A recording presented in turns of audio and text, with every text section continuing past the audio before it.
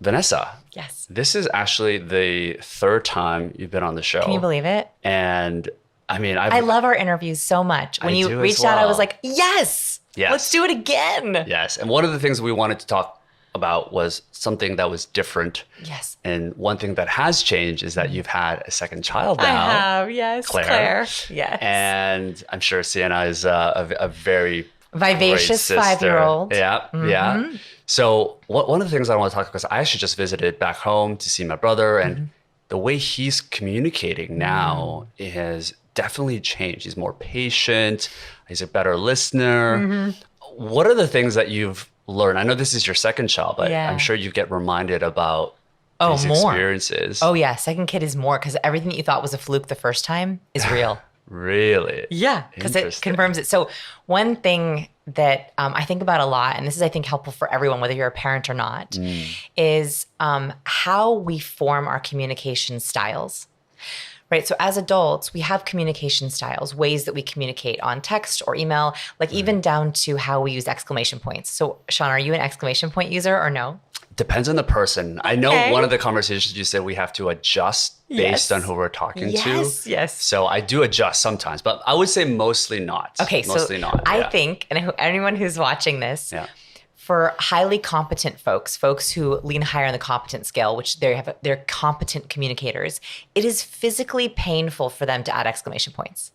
Like they are like, "Ooh, it sounds like I'm yelling. It's too enthusiastic." Right. Whereas highly warm communicators, they love an exclamation point. They have an exclamation point after every sentence, right? They love emojis. They love words like wow, yay, whoop, fab. Okay. Right. So that even just down to our way we communicate, there's different styles. So we actually form our communication styles starting around age 3. Oh, This is amazing to think about. So there was research that was done, incredible amount of data, where they had 3-year-olds come into their lab, not really they're caregivers. Yeah. And they asked caregivers to rate their child personality on a number of different traits. And so the caregivers filled out this huge survey of their children, everything from agreeableness to extroversion to organization to conscientiousness, all the personality traits. Then they followed these children for 25 years. wow. It's a long study. It's a really long study. And when they went back to these kids, now adults at 27, 28, they had them do the same test for themselves. And what they found were the results were shockingly similar. The way that caregivers described them at age 3 was shockingly similar to the way that they described themselves at age 28. Interesting. So what I think about is, okay, if our personality, our communication style is nature or nurture, right? 3 is not birth, right? Can we change it, right? If we have a communication style that isn't working for us, can we change it if it's been ingrained in us from 3? And then second, what can we learn about ourselves? And also, how can we help our children develop communication styles that really work for them? So as I have a second, I'm seeing how different they are. Same parents, same home, same city, and they are radically different. And so I've been thinking a lot about how our communication styles grow. And it's not about the lifestyle, right? Because you guys are the same parents, you're treating them the same values. Yes. It's really just the fact that Same they're bedroom. different. Same bedroom. Like we moved my daughter out of her bedroom so that we could have the baby room. So same Right. crib, same chair, Right. same, and still radically different. Now she's only 8 months old, but I'm already seeing the differences. And so I think, one thing that people could think about is what forces shaped your personality. So was that genetics? Could be. Is it the way your parents parented you? Is there things along the way that shape the way that you communicate? I think that those are interesting things to think about when we're talking about, how we relate to others. Right.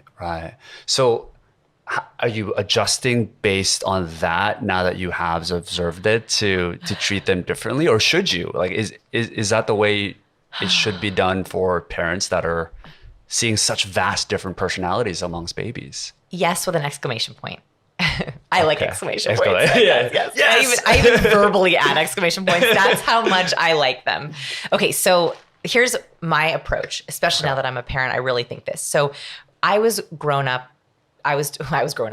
taught the golden rule growing up. The golden rule, treat others as you would like to be treated, right? That was what I was taught. And I think that is a fundamentally flawed way of looking at life. And so I am not parenting with the golden rule. And I actually don't teach the golden rule. Every one of my students knows I'm much more for the platinum rule. The platinum rule, by the way, the play here is that platinum is more precious than gold. Yes. Okay. And the platinum rule is that you should treat others as they would want to be treated. And I think this is a really important thing to think about is let's just take conscientiousness, right? Conscientiousness is an aspect of our personality. There's 5 aspects of our personality. You know them as ocean, openness, conscientiousness, extroversion, agreeableness, neuroticism. Okay. And I love talking about neuroticism. If you want to and it was always the one that I don't know about. Let's talk about that one because that's the biggest difference between my kids. Because I have a high neurotic and a low neurotic. Okay. Yeah. Okay. So actually, let's do neuroticism. So neuroticism is our emotional stability. High neurotics are reactive to their environment. They have a lot less internal emotional stability. They are worriers typically.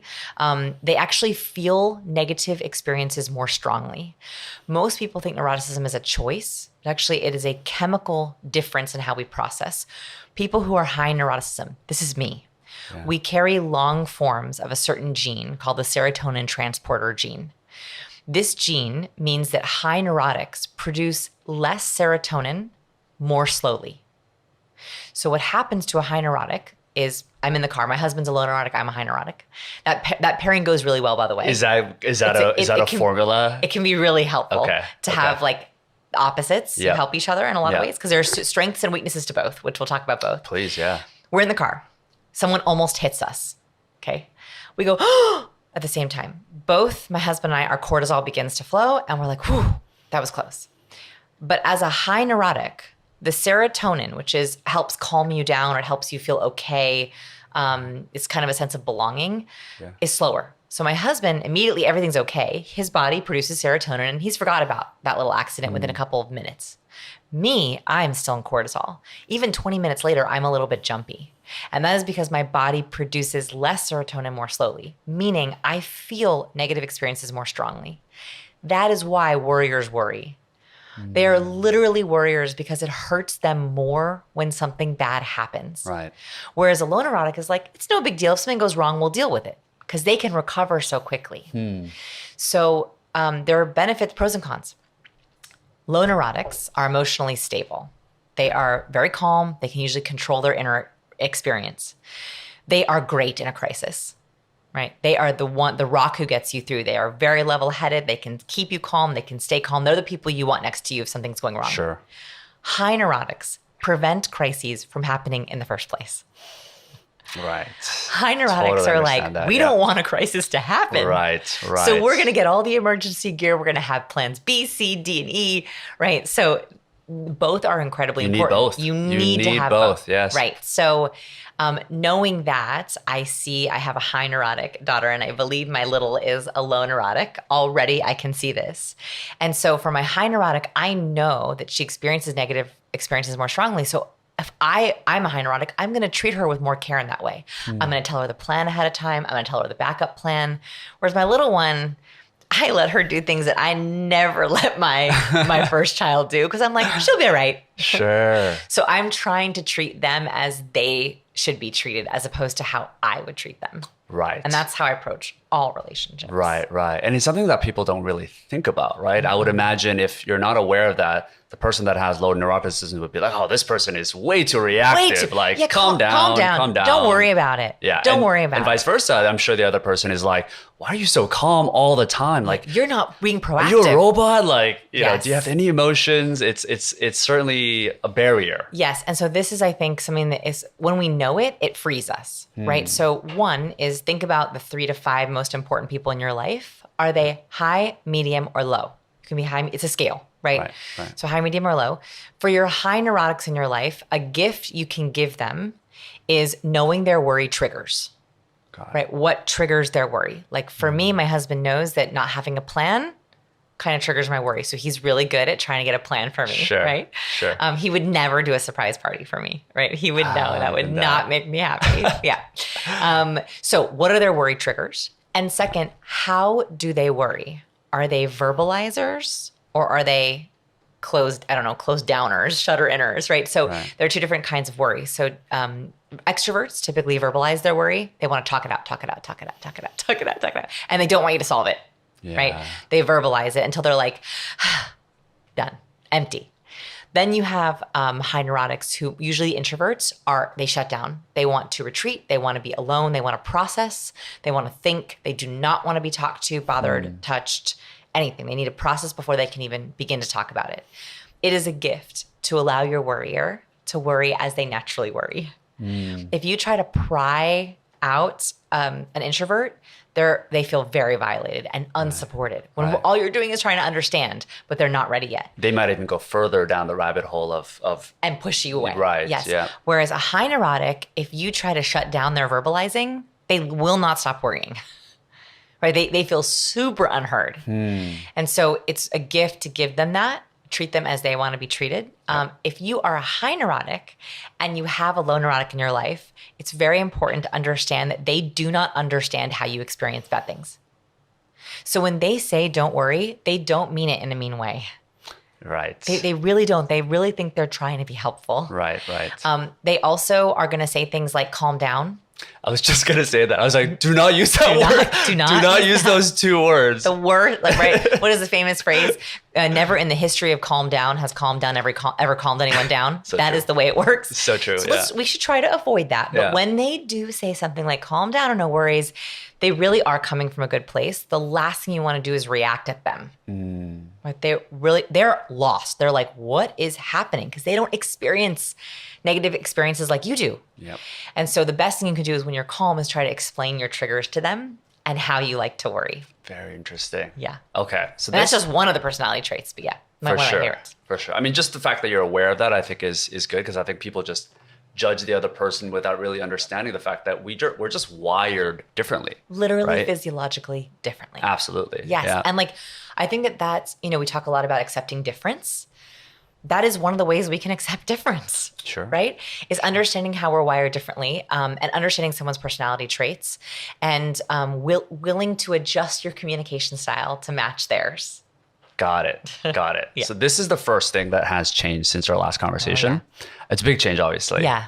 The second change that's happened is this rise of AI. Oh, yes. Right? Let's talk about AI. Yes.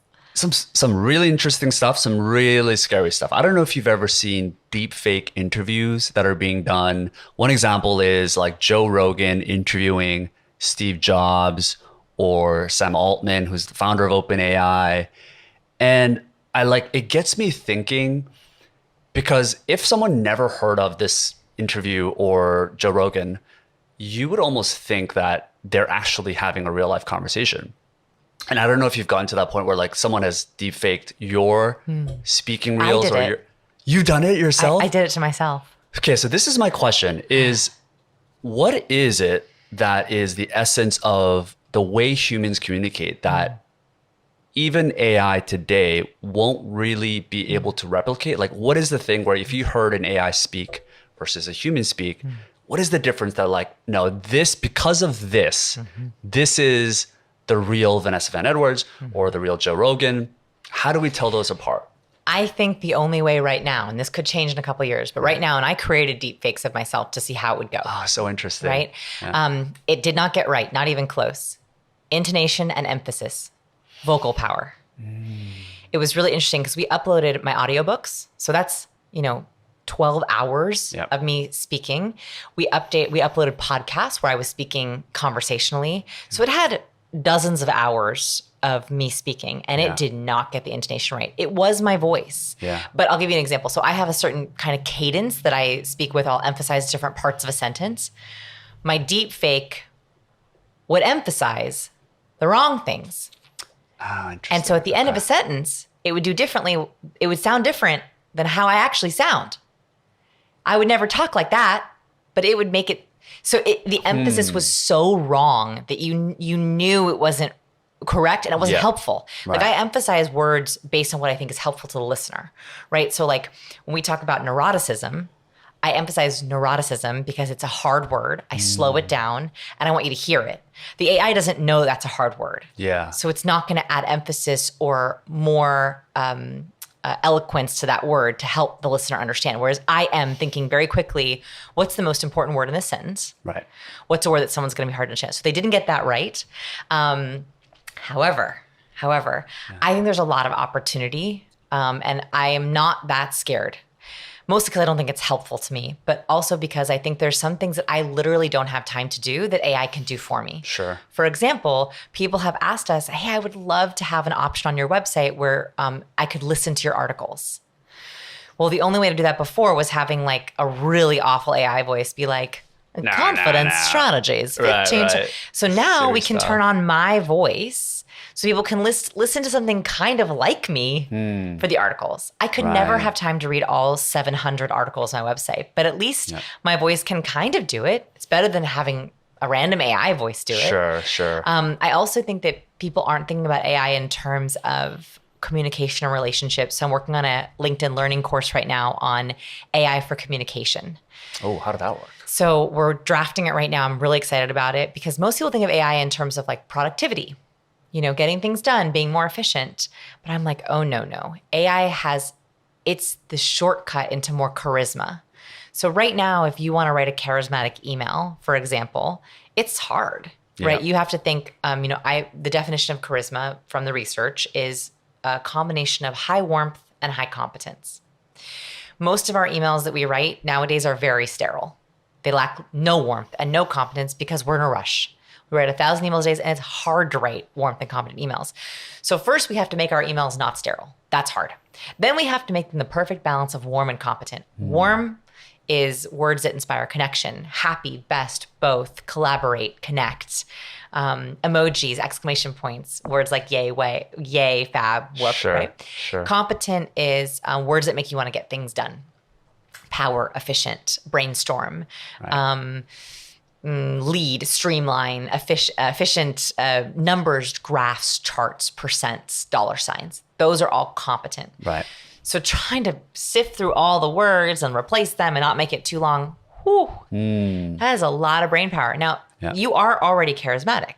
So you have to work to get yourself into this email. Who's got time for that? Sure. Right? And most people are one or the other, right? If they're not actively thinking about it. Most of us have an imbalance. So a highly warm person really struggles to add competence that feels authentic. And a highly competent person really struggles to add warmth that feels authentic. Well, now that we have AI, you can write a bare bones email and you can tell it if you know what to tell it. Hey, can you make this both warm, friendly, and likable, as well as competent, powerful, and efficient? And within 10 seconds, you have a very charismatic draft for you to edit. That is efficient charisma. Sure. And so I think there's so much wonderful potential there in terms of using it to communicate better. So when you're spitting that out into the AI model, break that down. So assuming most people are having in-person conversations, and they can't use AI to have these conversations just yet. You never know what's going to happen. What is actually happening that allows you to have that warmth of communication, but also show competence in an in-person conversation? Well, first of all, a lot of my students, I ask them to write first because it trains you. So whether you do that with AI or not, it's helpful to actually practice with writing first because it's very hard to do it in person. So I think of it as like a practice step ladder. The hardest is in person. That's the last way I want you to practice because there's so many inputs happening right now that we're in person. We're making eye contact. I'm looking at your nodding, your posture, your hand gestures. I'm thinking about my posture, my hand gestures. I'm also very aware that there's cameras around. It's a lot. So to add warmth and confidence on top is too hard. So, okay, don't practice in person. Then it's the phone. No, actually, then it's video. Video is a little bit smaller than phone, then chat, then text, then emails. So I actually would like people to start actually on those steps. Progressive. It does train you to use those words. So in person, if we were to skip all the way to the top, there are 4 ways that we send warmth and competence. Our words, that's one way. Our body language, gestures, posture, facial expressions. Our voice, our vocal power, our cadence, our volume, our tone, and our ornaments. The clothes we wear, what's in our background, our earrings, your glasses, your watch, what you're drinking, what you're holding in a profile picture, what's behind you in a profile picture, ornaments. Yeah.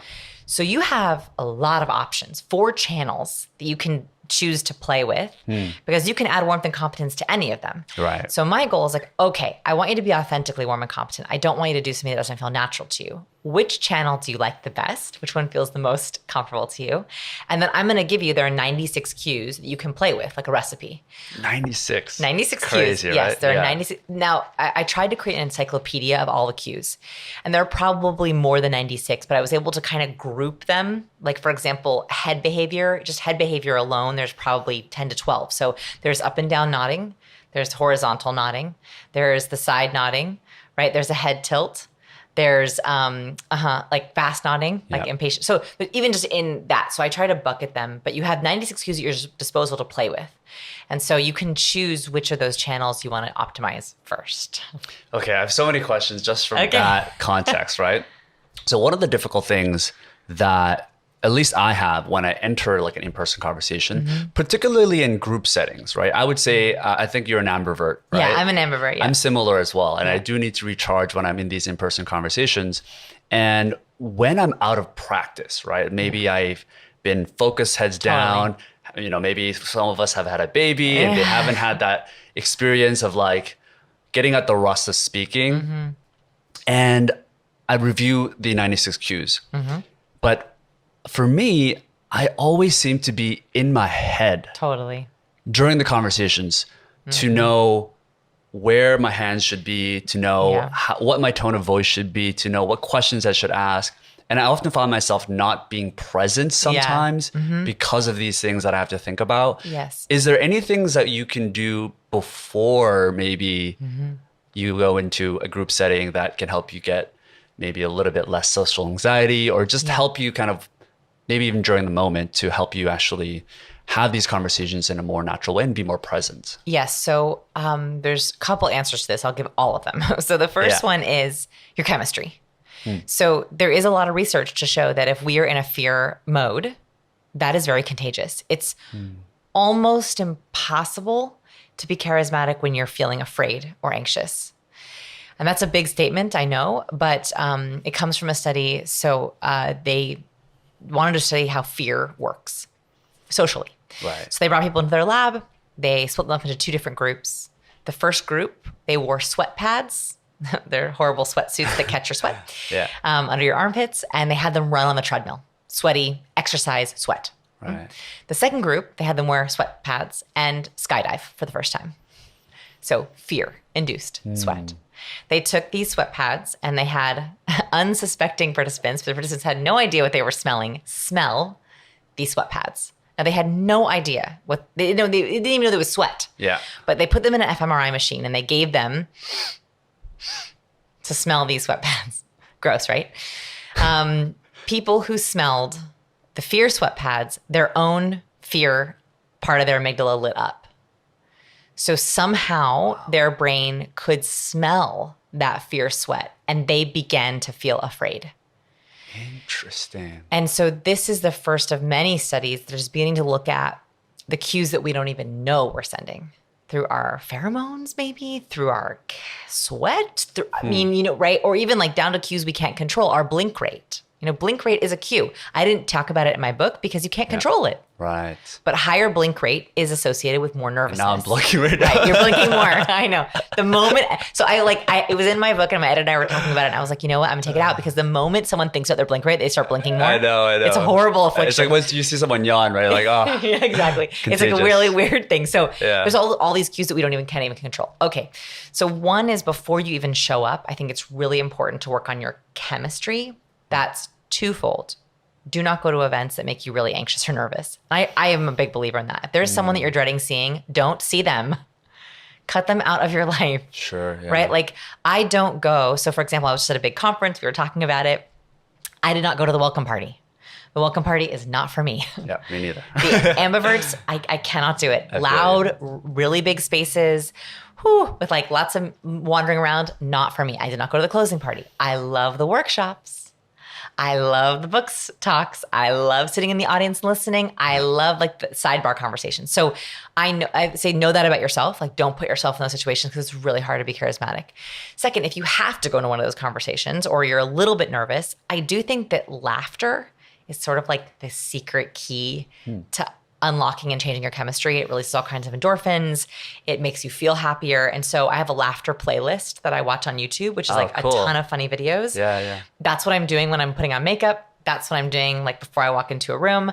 I'll call a funny friend. I listen to funny podcasts. Like I think laughter, like it immediately snaps you out of it. Right. That's that.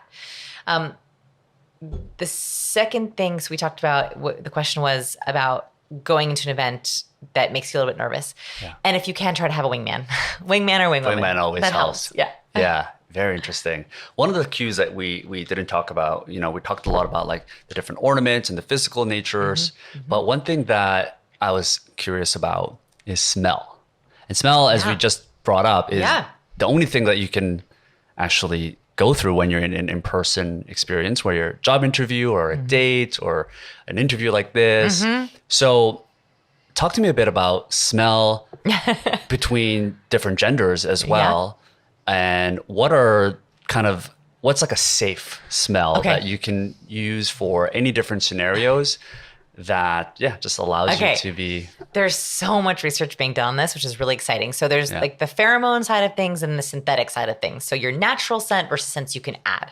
So one is there is somehow a scent to fear, right? Like that's why getting your chemistry right is the most sexy thing you can do. Like confidence, I think, has a smell in its own way. That's why I said like laughter, I think, is the fastest way. So that's one thing. The second thing is in terms of attraction, they've done a lot of research in this where they take like people's worn shirts and they have couples smell shirts. I've heard about this. You actually go to speed dating events that are based on smell. I think it's called smell dating, actually. And they are very effective. We can tell a lot about someone by if our smells match up. And You're talking about the natural pheromones, not the perfume. Smell. Nope. Okay. They literally, people had to wear, I think, these shirts for 2 days, no deodorant, no soap, no lotions. And they put them in Ziploc bags, and then you smell and you pick your partner that you want to go on another little speed date with. Yes. And by the way, this is like so weird. One of the studies I read, I forget which one it was, they added in siblings shirts, and people thought their siblings were disgusting. No way. Yeah, like they rated people, and like across the board, anyone, they didn't know it was their sibling scent. They rated that one as like the lowest, most unattractive scent. So like there's something to it. Yeah. Oh yeah. Like there's a lot of research in this. It's so interesting. So your natural scent, I actually think is the most important. I think it can attract the right person. Now, do I want you to come in like sweaty from the gym? No. But do I love dating at the gym? Yes. Do I highly recommend trying to date in scenarios where your scent will be more prominent? Yeah, like go on like hike meetups, like go to the beach, meet someone at the pool, like meet someone at the gym, go to dance classes, like there's something to that. Like if you're looking for your partner. That's kind of what people talk about, maybe like around vibe, like, I just can't explain it, but I just feel so comfortable around this person physically. Yes. Okay, the other really weird thing is, this is like the weirdest, you're gonna be like, what? Okay, so there was a study, so researchers know that smell is really powerful. So much so that there was a hypothesis, which proved to be true, that we really like to smell people, but it's socially unacceptable to smell each other, right? They think it's one of the reasons why we get so close to handshake is because like that we get into smelling distance. It's why a lot of cultures hug or cheek kiss is because even bowing, like we're getting closer to their scent, right? When you bow, you're actually getting closer to where their neck is exposed. Okay, so their hypothesis was that if you handshake with someone, in the next 10 seconds, you will touch your own nose because you're trying to smell their hand. You mean like... So like we shake hands. Shake hands. Your nose will start to itch in like the next 10 seconds, or you'll really want to touch your face. Like I do. Yeah. I want to touch my nose very bad. Right. Do you? I mean, I'm like actively I'm trying not to actively think about it just for the sake of it. But so like what they studied is that your nose like kind of tingles. Yeah. Because it wants you to bring your hand to your nose so you can kind of smell it. I guess so. Weirdest. Just naturally, you're just bringing it back, right? But like, watch. So like, this is the weirdest thing I've ever said on YouTube. But like, go to a networking event or a business event and just watch. You will see that people will shake hands, and within like 10 to 15 seconds, they inexplicably touch their nose or their face. Right. Something around it. Something around it, because their hypothesis is it's our way of like very subtly being like, are we good?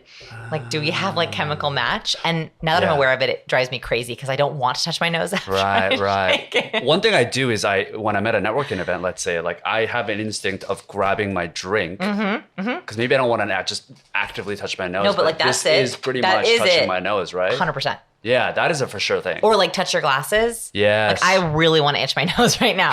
Like it actively itches. Interesting. And I wasn't itching before. And do you think that's just for even... Oh, this is not dating. This is like... This is anyone.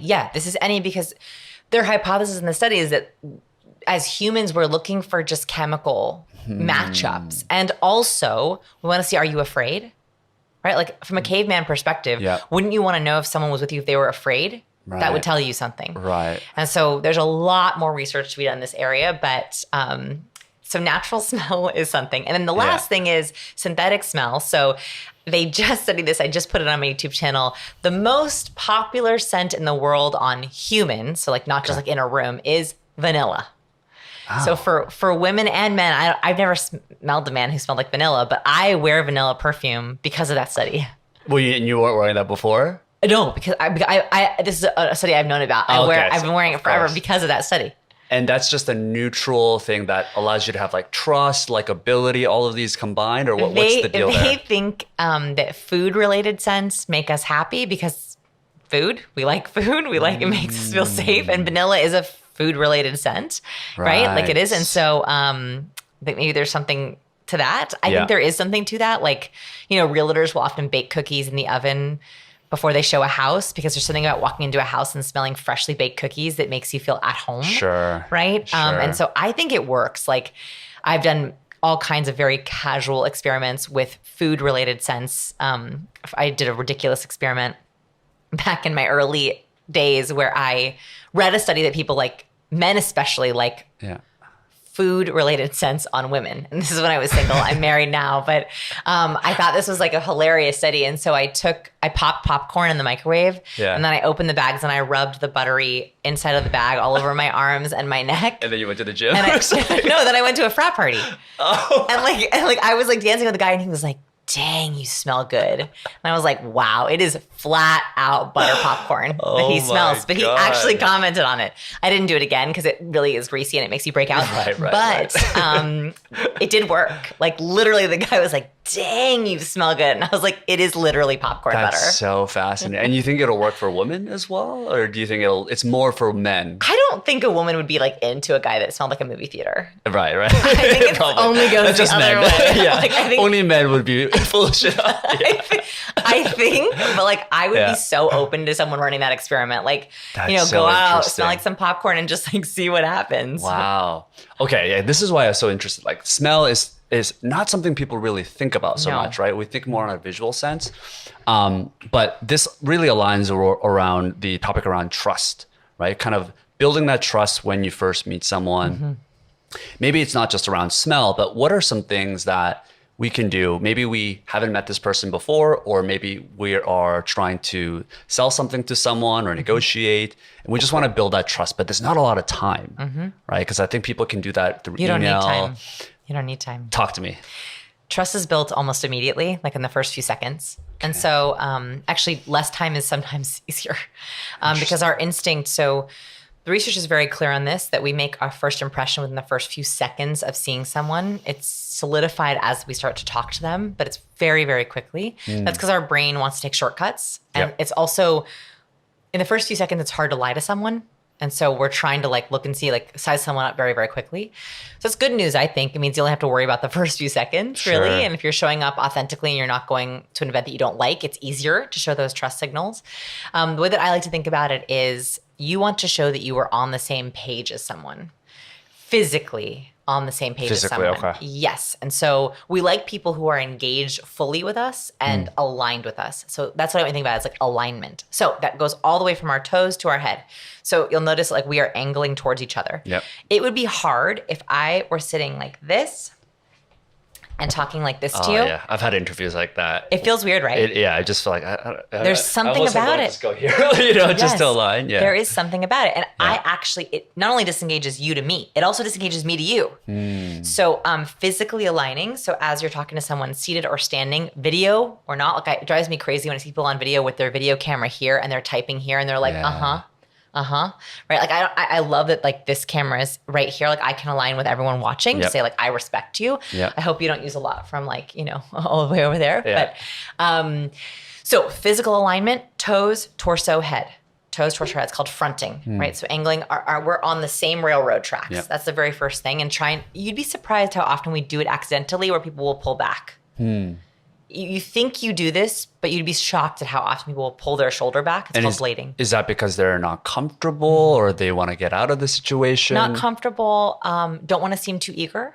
There's that sort of thing of like, hey, what's up? Guys do that a lot, right? More than girls? Okay. Yeah. And so you'd be surprised how often you will catch yourself blading, pulling your shoulder back, or even like, leaning back and angling away. So angling forward, eye contact is the next kind of alignment, right? We want to make eye contact. It doesn't have to be 100%. Right. So 100% eye contact is actually an invasive cue, right? Like if someone's like staring you down, it's like very weird, right? So it's 60 to 70% eye contact. Okay. Right? So as you're meeting, it's so good to see you. It's okay to look away. It's okay to be like, oh my gosh, this is such a great place. Sure. 60 to 70% eye contact produces oxytocin, which makes us want to connect and bond. 67. And then the next, smiling if you feel authentic. I never want someone to be like smiling when they don't feel like smiling. That's actually a bad cue. So how do you know if someone is having an inauthentic smile? A fake smile doesn't reach all the way up into the upper cheek muscles. So these upper cheek muscles, they pull up your smile. So if I can smile like this. There's no activation out here. Right. This is a total fake smile. Very uncomfortable by the way now. Right. It makes everyone uncomfortable if I'm like, hey, good to see you. Yeah. Right? Like that is also a pet peeve if someone walks into a room or hops on a call, hey, yeah, good to see you. It feels bad. I would rather you say, hey, it's nice to see you. Right. I would much rather you take away that smile. So if you feel like smiling, great. That's an alignment cue. If you don't, do not fake it till you make it. Sure. In that area. Right. Someone is actually happy to see you when it reaches all the way up into that upper They face. got the crows. Yeah. Crow's feet. Only 1 in 10 people can consciously activate those muscles. So when you see them activated, you almost always know that it's real. Okay. It's hard to fake that. Right. You can do it with practice. Like I can do it because I've practiced it enough, but it took me like a year. Yeah, and you're an expert. Activated. So most people, you'll know this is the sign. Okay. And the next one, if you're able to do it, is like vocal alignment. And this is like advanced, right? This is like very advanced. So this is for my people who really want to dial in their communication. So vocal alignment is when you try to match and mirror the voice that you hear, not mimic them.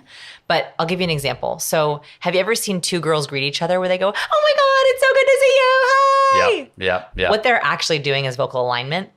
They're actually showing, I love you so much. We're meeting in the same wavelength. Okay. But so it's not fake, you're saying? No. When you see that. This is just... Humans do this. Right. We do this. So I believe there was a study that looked at Larry King interviews. I forgot exactly what it was, but they found that people match the vocal tone, cadence, pitch of the most powerful person in the room.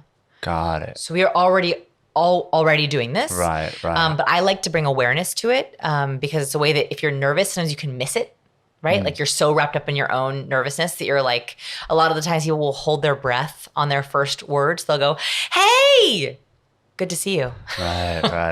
And they've like thrown away that first word. So you have a much more like calm energy. Yeah. Right. So like when I'm talking to you, I bring my vocal tone down. I speak a little bit more calmly. When I was talking to my girlfriends, I talk much faster, much more. Are you?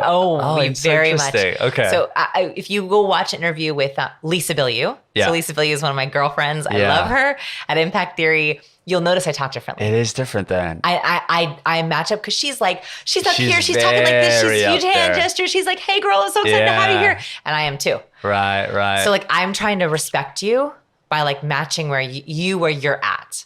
Because it's your home, it's your interview, right? So I want to match where you're at. And so that's a very advanced way that you can do that. Got it.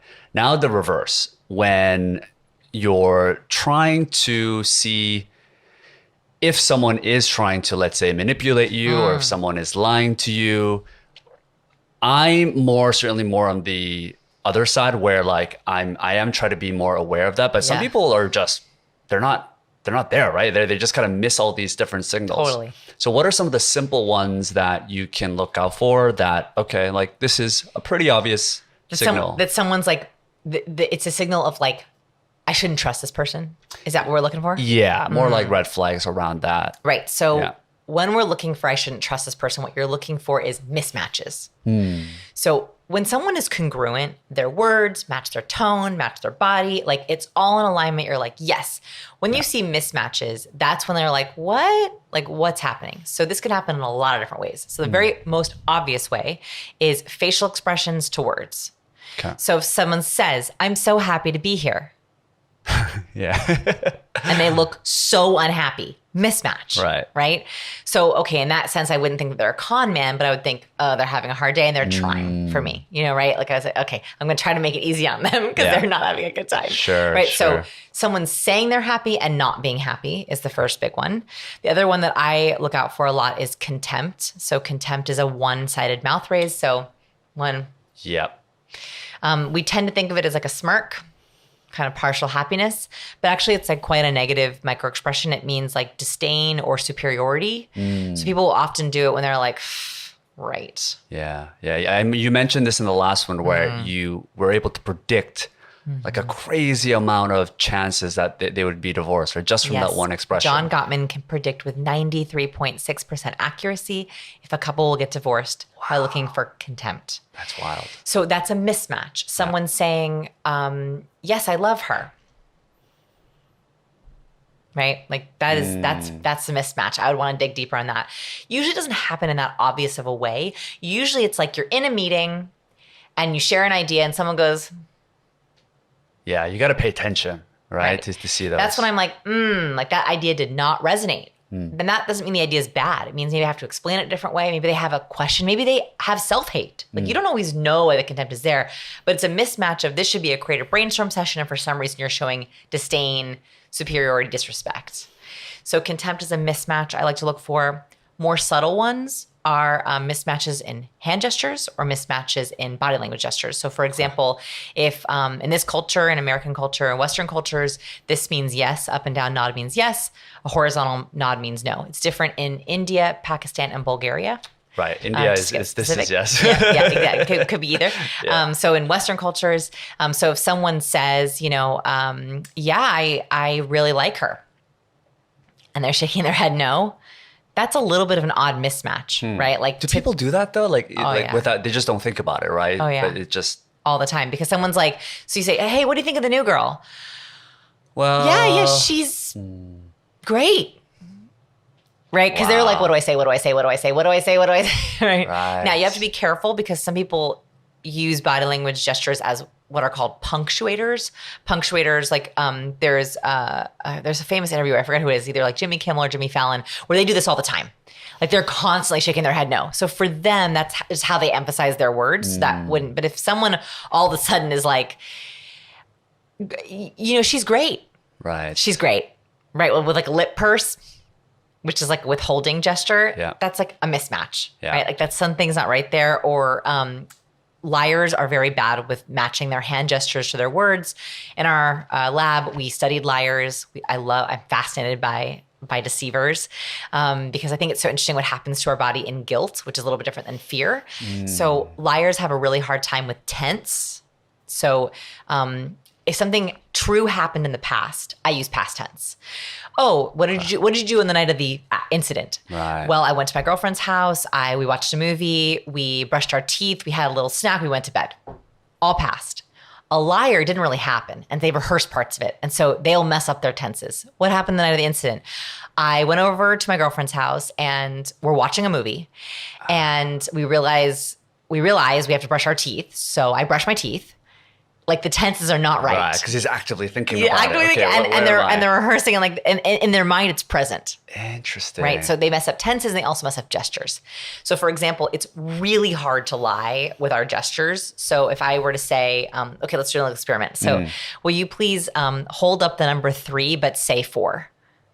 4. Horrible, right? Yeah. 4. Tough. Just try it. 4. Yeah. My eyes also just went that way for a little bit. I don't know if you saw it. So that would probably be like, that's you're working really hard. Yeah. It's really hard to do that. So if I say I have a big idea, very hard. Like my brain does not like it. And so liars, their gestures are often true.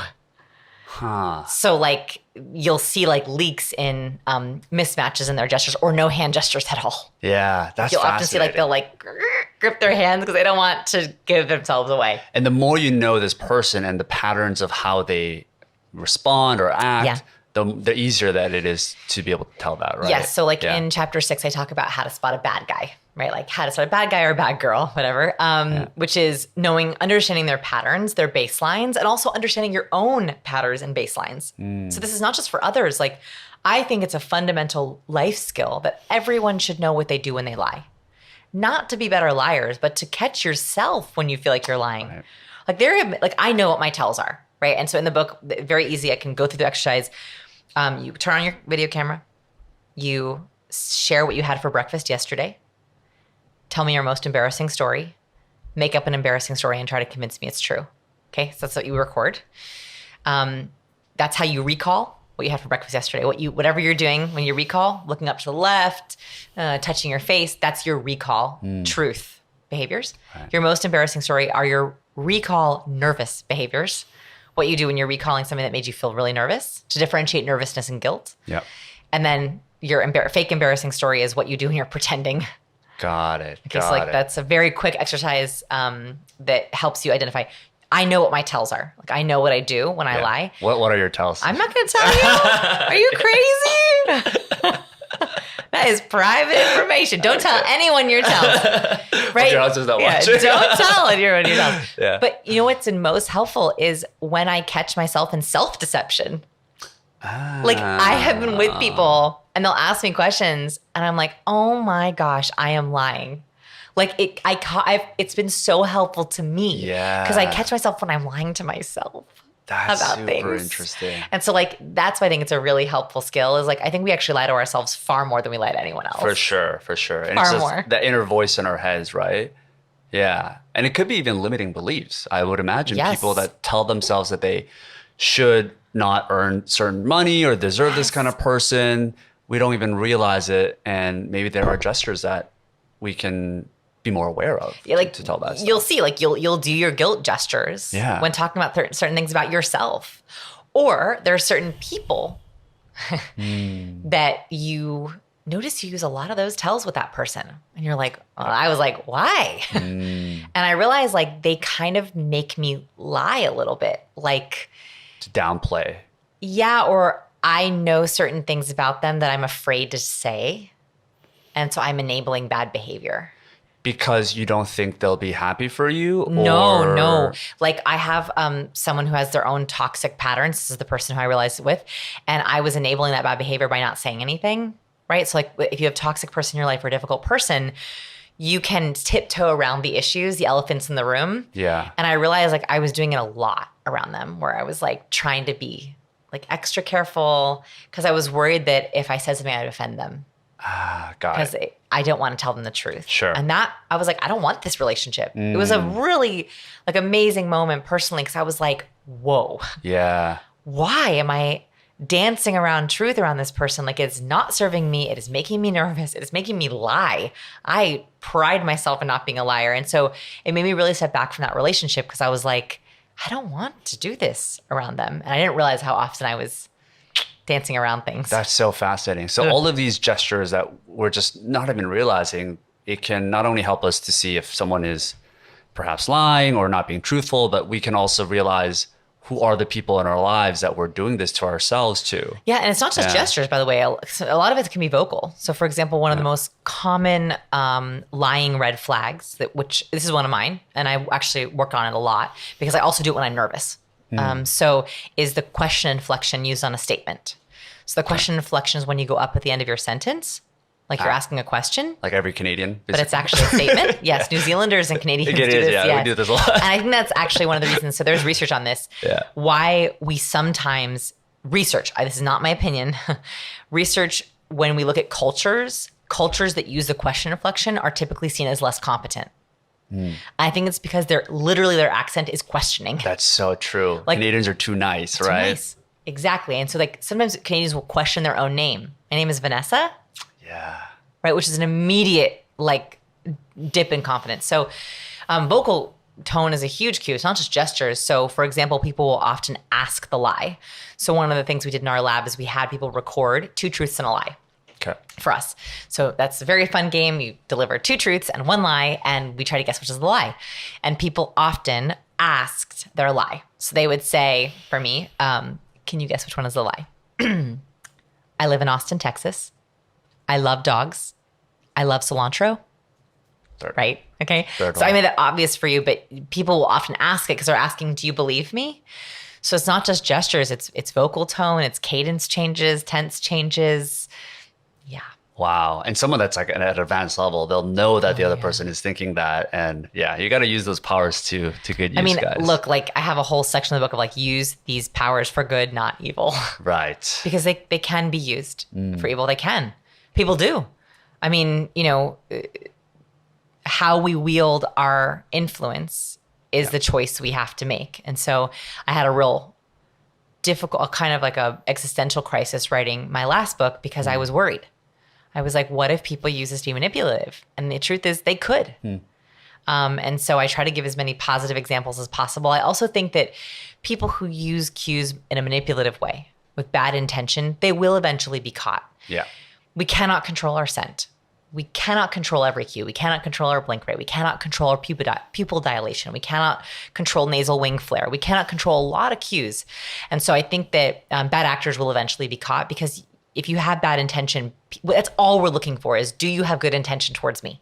And so it only lasts for so long. For That's sure. at least what I tell myself as I was writing the book. I was like, Well, I would imagine the far majority of the work that you're putting out would allow people to tell more easily those people that are being more manipulative or using it in a negative light. So I 100% think that's the case. Yeah. Final kind of point around this idea of feeling guilty or feeling certain ways when we're with others. Yeah. One thing that I suffer with, I don't know if this is something for you, but not so much anymore, but I know a lot of people are going through this, which is imposter syndrome. yeah. Whether they achieve a certain amount of success or maybe they're not and they're still not thinking that they're worthy of it or having these limiting beliefs around it. What are some ways that we can improve our self-talk, right? Not the way we communicate with others, but ourselves to help us feel more comfortable with, you know, being interesting, right, around others and not being too humble or too down on ourselves where we don't even get the attention that we deserve for the work that we're doing? Well, first of all, I think that if you feel imposter syndrome, it means you're doing something right. And what I mean by that is people who are doing big things, who are pushing their boundaries, who are stepping outside of their comfort zone, almost always feel imposter syndrome. So I would say, one, it means you're probably pushing yourself, right? Like you wouldn't feel imposter syndrome if you were in a safe place. Right. And so that means like maybe you're reaching, good, right? Like maybe you're up leveling, great. Maybe you're out of your comfort zone, okay. Fun things happen outside of our comfort zone. So that's the first reframe is like, at least you're feeling something that is challenging. Like at least you're not so safe and hiding. I think sometimes the opposite of feeling imposter syndrome could be hiding. Of course, another opposite is confidence, which I would prefer. But I think it means like you're doing something big and good, right? And so like, I think that's a good thing. So that should be commended. So if you feel it, it means, all right, like learning is around the corner, right? Like that's a good thing. And so that's the first reframe is like, it doesn't mean you're doing something wrong. Okay. I think a lot of people feel like, oh my God, I feel imposter syndrome. I'm wrong. I'm doing something wrong. I'm not in the right place. No, it means you're doing something right. That's the first thing. The second thing is the only way I have a lot of imposter syndrome and a lot of awkwardness, I call myself a recovering awkward person. The only way I'm able to get out of that, like out of my head, out of feeling that way, especially in interactions or even like doing interviews or YouTube videos, is this study. This is a study that changed my life. Okay. Let's dig in. So I think imposter syndrome comes from when we're trying to impress people. We're trying to be smart. We're trying to be likable. We're trying to be funny, right? It happens when we're trying to be something and have people think a certain way about us. Right. Successful, smart, impressive. That is a lot of pressure. It's almost impossible to not feel that way when we're trying to have someone think that we're amazing, right? Such that we don't feel amazing. It's too much pressure. So there's a different paradigm to think about. So this is a research study that looked at popular kids. Okay. Like high school or? Oh yeah. Okay. The original connectors, right? So they studied thousands of high school students across a variety of high schools, and they wanted to look for patterns of popularity. Why were certain kids popular in these schools and grades? In each grade, in each school. And they had hypotheses. They thought, well, maybe they're the smartest. They have the highest GPA. Maybe they're most athletic. They're quarterback or whatever, right? Head cheerleader. Are they the most athletic? Are they the funniest? Are they the tallest? Are they the richest? They looked at all these things that we often think of for being likable, popular, impressive, successful. None of those were patterns. None of those. No, there were kids who were popular because they're athletic, but that was not the pattern for all the kids. Yeah. There was one single big pattern for all the popular kids across all the schools. Funny? Nope. And wouldn't it be horrible if it was funny? How much pressure you have to know that you have to be funny at all times, right? So thank goodness, no. Yes. Okay. Did we say looks? Not looks. Not that was looks. a big hypothesis, not looks. That was. Not That's what I thought it would be. Okay, those were my And there guesses. were popular kids that were attractive. Right. But that wasn't a every consistent popular kid was pattern. attractive. Okay. Yeah. I don't know. I mean, I was not popular, so this is Neither definitely was not. I. Yeah, I'm not like, We're like, what am I? No, I'm having to guess very far away from. I was just saying, why do you think I read this study with bated breath? I was like, what is You said it? you changed your lives. I was Yes. like, yeah, it would have. I wish I had read this in high school, actually, but I didn't. It wasn't out then. No, I feel you. So the pattern was the popular kids had the longest list of other kids that they liked. That one of the things they asked every kid was list all the kids in your school that you like. And the popular kids had the longest list. In other words, they were not going around being the funniest, the smartest, the most impressive. All they were doing was thinking of all the ways they could like people more. Super interesting. How to win friends and influence people, basically. The funny thing is, like, he never put it quite that succinctly, Dale Carnegie. Like, he never said, like, forget being impressive. In fact, that was not the message of his book. He often said, like, tell stories, be impressive. And this is hard. Right. Like, some of Dale Carnegie's advice is hard. It's pretty hard, yeah. Right. Or, like, be interested. That's part of it. But it's literally just trying to like the person you're with. That's Forget about impressing them. Forget about being funny. Forget about mentioning all your cool things. No. It's literally just, how can I like you more? That is actually the key to likability.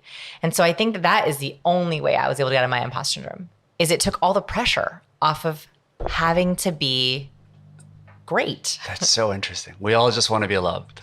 Yeah. At the end of the day. And like, to be loved. I like you. Yeah. That phrase, that feeling is the most powerful feeling in the world. Yeah. If you share, I like you with someone else, you give them permission to be themselves. You are saying, I like you just as you are. You are worthy and you are valued. That is the greatest gift you can give someone. And that's all we want, interaction. The other person does not want to hear how amazing you are. Maybe they want to laugh, but like, that's not why they're there. All they want to do is, do you like me? Do you like me? Do you like me? Do you like me? Do you like me? Do you like me? And so the sooner you can find a reason to like them and share that you like them, the more likable you are. Right. And it's so funny because you would always think that the more successful someone is or the more money someone has, sometimes it's even the extreme case. Like, those people need way more validation. And when I think about, like, how do you surround yourself with people that are way more successful than you, is like, it is kind of your advice, right? It's just make them feel heard. You make them feel important. And find authentic reasons to like them. Like, think about the people you like most. They're often like not the richest or the prettiest or the funniest. You just genuinely like them for who they are. There's a reason for that, right? Like, so I think that imposter syndrome is like, forget trying to even show someone you're great or be great. It just takes that whole paradigm and throws it out the window. That's so interesting. Get out of your head and more into your heart at the end of the day. Wow. Well, I think that's a powerful way, Vanessa, to close this off in a warm way, but also I like you. competent I like way you. with research and studies. I just want to ask, when is the next book coming out? Because we're all waiting at this point, right? I know. So I just had a baby. So I think of my work as I have a research year, a writing year, and a launch year. That's typically how I think of it. So right now I'm in research year. So I'm researching. And so my next book is going to be, I have Cues, Captivate. It will be another C word. Okay. It will be. Now, any hints or any Nope. rough? It'll be another C word you can guess if you want. Okay. Well, we'll have to do around 4. So I'm researching right now, kind of my big idea for the book. It requires some research.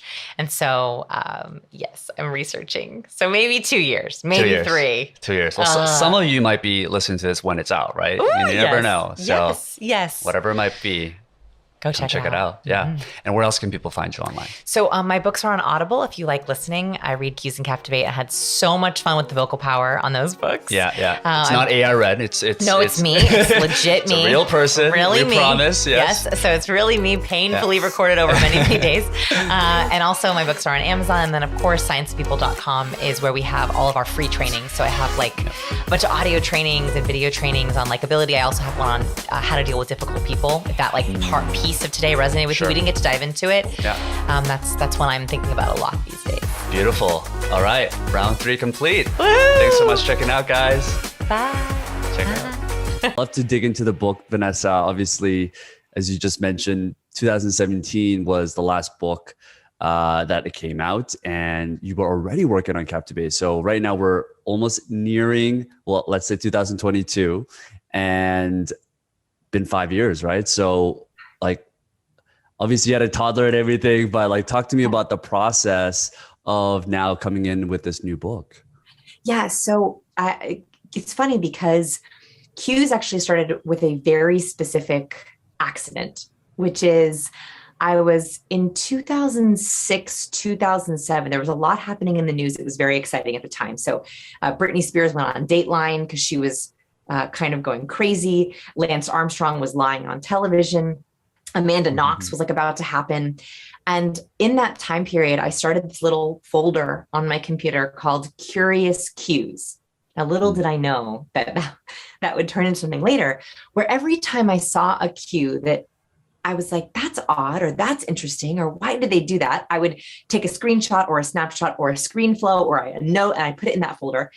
And the same thing for any time I saw someone do something really charismatic, someone said something, did something, gave me a look where I was like, oh, I was like hit by their charisma. And that could be a character or a person. I would put it in this folder. And so, over the years, I was putting stuff in there. And it wasn't until after Captivate where people said, so what are you going to work on next? Captivate blew my mind. I couldn't believe how well it did. It shocked me. It truly, I was like, because I'm a recovering awkward person, and so I wrote it for other awkward people. And I was so amazed there were so many other awkward people. Right. Because awkward people don't out loud talk about how awkward they are, right? So no one's like, me, I'm awkward. Yeah. But actually the book, in a weird way, it allowed awkward people, like people now will come up to me in the street and say, I'm a recovering awkward person. And we hug. And I'm like, yay for awkward people. So that book sort of surprised me. And so the next question I got was, what are you working on? And so I revisited that folder because it was getting really full. It was getting really big. And I was like, I wonder if there's any patterns. So for fun, because why not? I love a good spreadsheet. I just love a good spreadsheet. I started to categorize all the good, the bad, the emotion cues. And so I started to notice a lot of the same patterns, like a very, very simple one. So I love watching the show Shark Tank. Have you ever seen that show? Love it. Yes. Shark Tank, Dragon's Den, in some parts of the world, where a panel of sharks or investors listen to entrepreneurs pitch their ideas and they invest their own money. I've watched the show for years and there's so many cues in that show. And so I had asked my team to code, my research partner and I, Jose Pina, coded 495 Shark Tank pitches. Wow. 400. You must be a professional investor by now. I mean, right.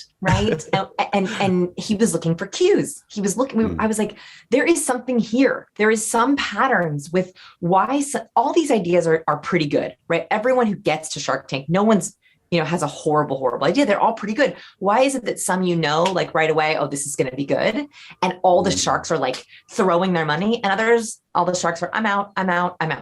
So he started to categorize the cues. I had some hunches. So we were looking at everything from hand gestures to first impressions to eye contact to verbal things. Like and we noticed a couple of things right away. So one, we noticed that Kevin steeples. Have you ever seen the steeple gesture where he touches his fingers together?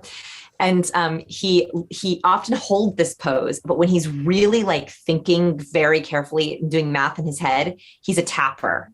He'll kind of tap.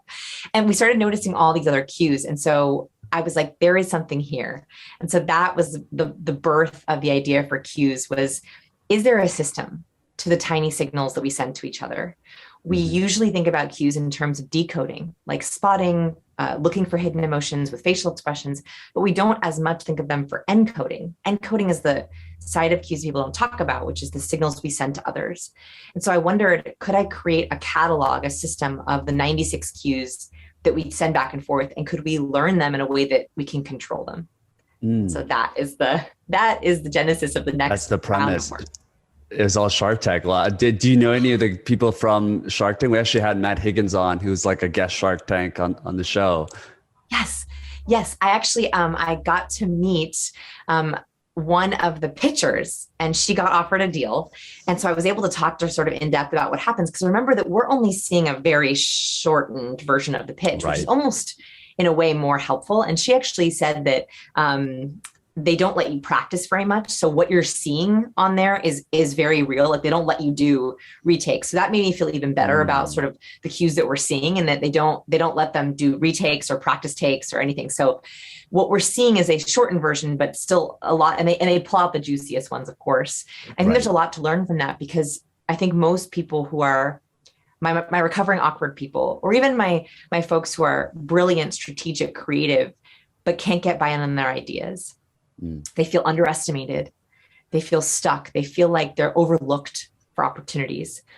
I think it has very little to do with their book smarts, their technical smarts, the actual content of their ideas, which is proven by Shark Tank. It actually has to do with the cues they're using to share those ideas. And if we can just fix those cues, we're overlooked less. I think our potential is hit more. Now, I know some people are probably thinking, like, what is a cue specifically? I think you touched on it a little bit, tiny signals, and maybe some people think about it as just like a physical action, but there's obviously other cues categories. So I'd love to kind of get an overview about that. Thank you, Sean. That's why you're such a good interviewer. I'm talking about cues and I haven't even defined them. Oh, okay. Yeah, let's go to it. Okay, so a cue is a subtle but powerful signal that humans send to each other, and they are broken down into 4 different categories that I use. So nonverbal, our body language, our voice tone, our voice and how we project and portray our voice, our volume, our cadence, our pitch, our verbal, of course, the words that we use in Slacks, chat, email, text, and in-person phone. And the last one is imagery. So the colors that we wear, the kind of jewelry that we wear, even down to the kind of headphones we use with what's behind us, our background. That's all a big part of our nonverbal, our brand, our cue brand, how we're coming across to others. Interesting. Got it. So even the cues that you've presented yourself on Zoom today, the red colors, the red lipsticks, the global maps. I mean, what is the cue you're trying to send over there? I'm curious. Okay, exactly. So luckily, I think that the biggest problem is that we're missing opportunities. We're not using our cues to help us, or we're sending misaligned cues. So we can use our cues to answer questions. So for example, my background, right? So I picked a world map. I have pins in all of our favorite places. I have some heart pins in the places that I've lived with my husband. The reason for this is because the biggest question that I often get is your book in other languages? Are cues universal? Does this work for my culture? And so I switched my background to be a world map because it, in a way, answers that question ahead of time. The moment I put this map up, I started getting that question less. It was like an immediate answer to the question. Sometimes I'll even rotate my background to have teaching aids behind me. So I'll have, you'll notice in some of my YouTube videos, I'll have serotonin, oxytocin, and dopamine. And that's because I know that I can come across as highly warm. So one of the things we can talk about also is the science of charisma. There's a formula to charisma: warmth and competence. And so in human interactions, 82% of our judgments of others are based on these 2 single traits: warmth and competence. Warmth and competence. Yeah, and this is incredibly important research from Dr. Susan Fisk from Princeton University. And so I noticed that in a video, I will come across as highly warm. I'm a smiler. I'm a hand gesture user, right? Yeah. I lean in. I laugh at my own jokes, so I can come across as highly warm. And so one way that I balance out my warmth with competence was using competence cues. So when I add the science behind me, literally molecules behind me, that balances out my warmth cues that I'm sending with my body. So you can also use cues to balance. How about you? What about your background? Do you ever think about what's in the background of your videos, your Zooms? Now I'm going to, just based on how you've broken it down. But I'm curious, for someone that maybe are listening that just doesn't have all of the research and the experience that you have, how can someone analyze? Like, you discovered it very well, like that you come across as more warm, and versus the other way around. And how can people self-analyze themselves to know where they fit in? Love it. Okay, so there's two ways that we can do this. The first is with our verbal. So body language can be hard to guess, right? That's why I have to have a system for it. But verbal is actually much easier. So when we talk about the two categories, warmth, trust, likability, friendliness, openness, collaboration. The other side is competence, power, capability, productivity, efficiency. Those are the two categories that we're always looking at. So basically, when we first meet someone, when we see someone on video in a meeting, we're trying to decide, can I trust you? Are you on my side? Do you like me? And can I rely on you? Are you smart? Are you going to do what you're going to say? Is what you're saying true? So those are the two questions we're constantly trying to answer about someone, not just in a first impression, but all the time. So what you want to do is send cues to immediately answer both those questions as quickly as possible. So the way that you assess, if you're doing that already, is with what I call an email audit. You want to do an email audit, Sean? Ooh, should we do it? Yes, I would love to. It's really hard to just guess. So I like to do this really in a quantifiable way. So here's what I want you to do. You can pause this video, or you can do this afterwards. I want you to go into your email sent folder, and I want you to look at your 10 recent most important messages. So this isn't like the little emails you send checking in on someone, maybe to a boss or a client or a family member or a friend. 10 important emails, and the more varied they can be, the better. So hopefully not all the same person. Sure. Either print them or save them on your desktop. And what I want you to do is count the number of warm verbal cues and the number of competent verbal cues. This is going to show you what cues are you using when you're trying to send important messages to others. Now, warm words are any words that give you any of those warm feelings. Trust, the warm and fuzzies, connection, openness, collaboration, smiles. Emojis are warm. So any emoji that you use, that counts as one warm word. So a heart, a smiley face, that's one warm point. An exclamation point, one warm point for every exclamation point. Okay, so if you use 3 exclamation points, that's 3 points in the warm column. Okay. On the competent side, these are words that are getting things done. Efficiency, capability, facts, also any percent, number, or data, that's going to be a point in the competence column. Got it. So if you do this, right, you'll do this hopefully with all 10 emails, one of two things will happen. You'll easily be able to identify, oh, wow, I'm using a lot of warm, or I'm using a lot of competent. Or you'll find no warm or competent words at all. And you'll notice that your emails are sterile. They're all very dry to the point. There's no emotion words. There's no words that trigger or stimulate anything.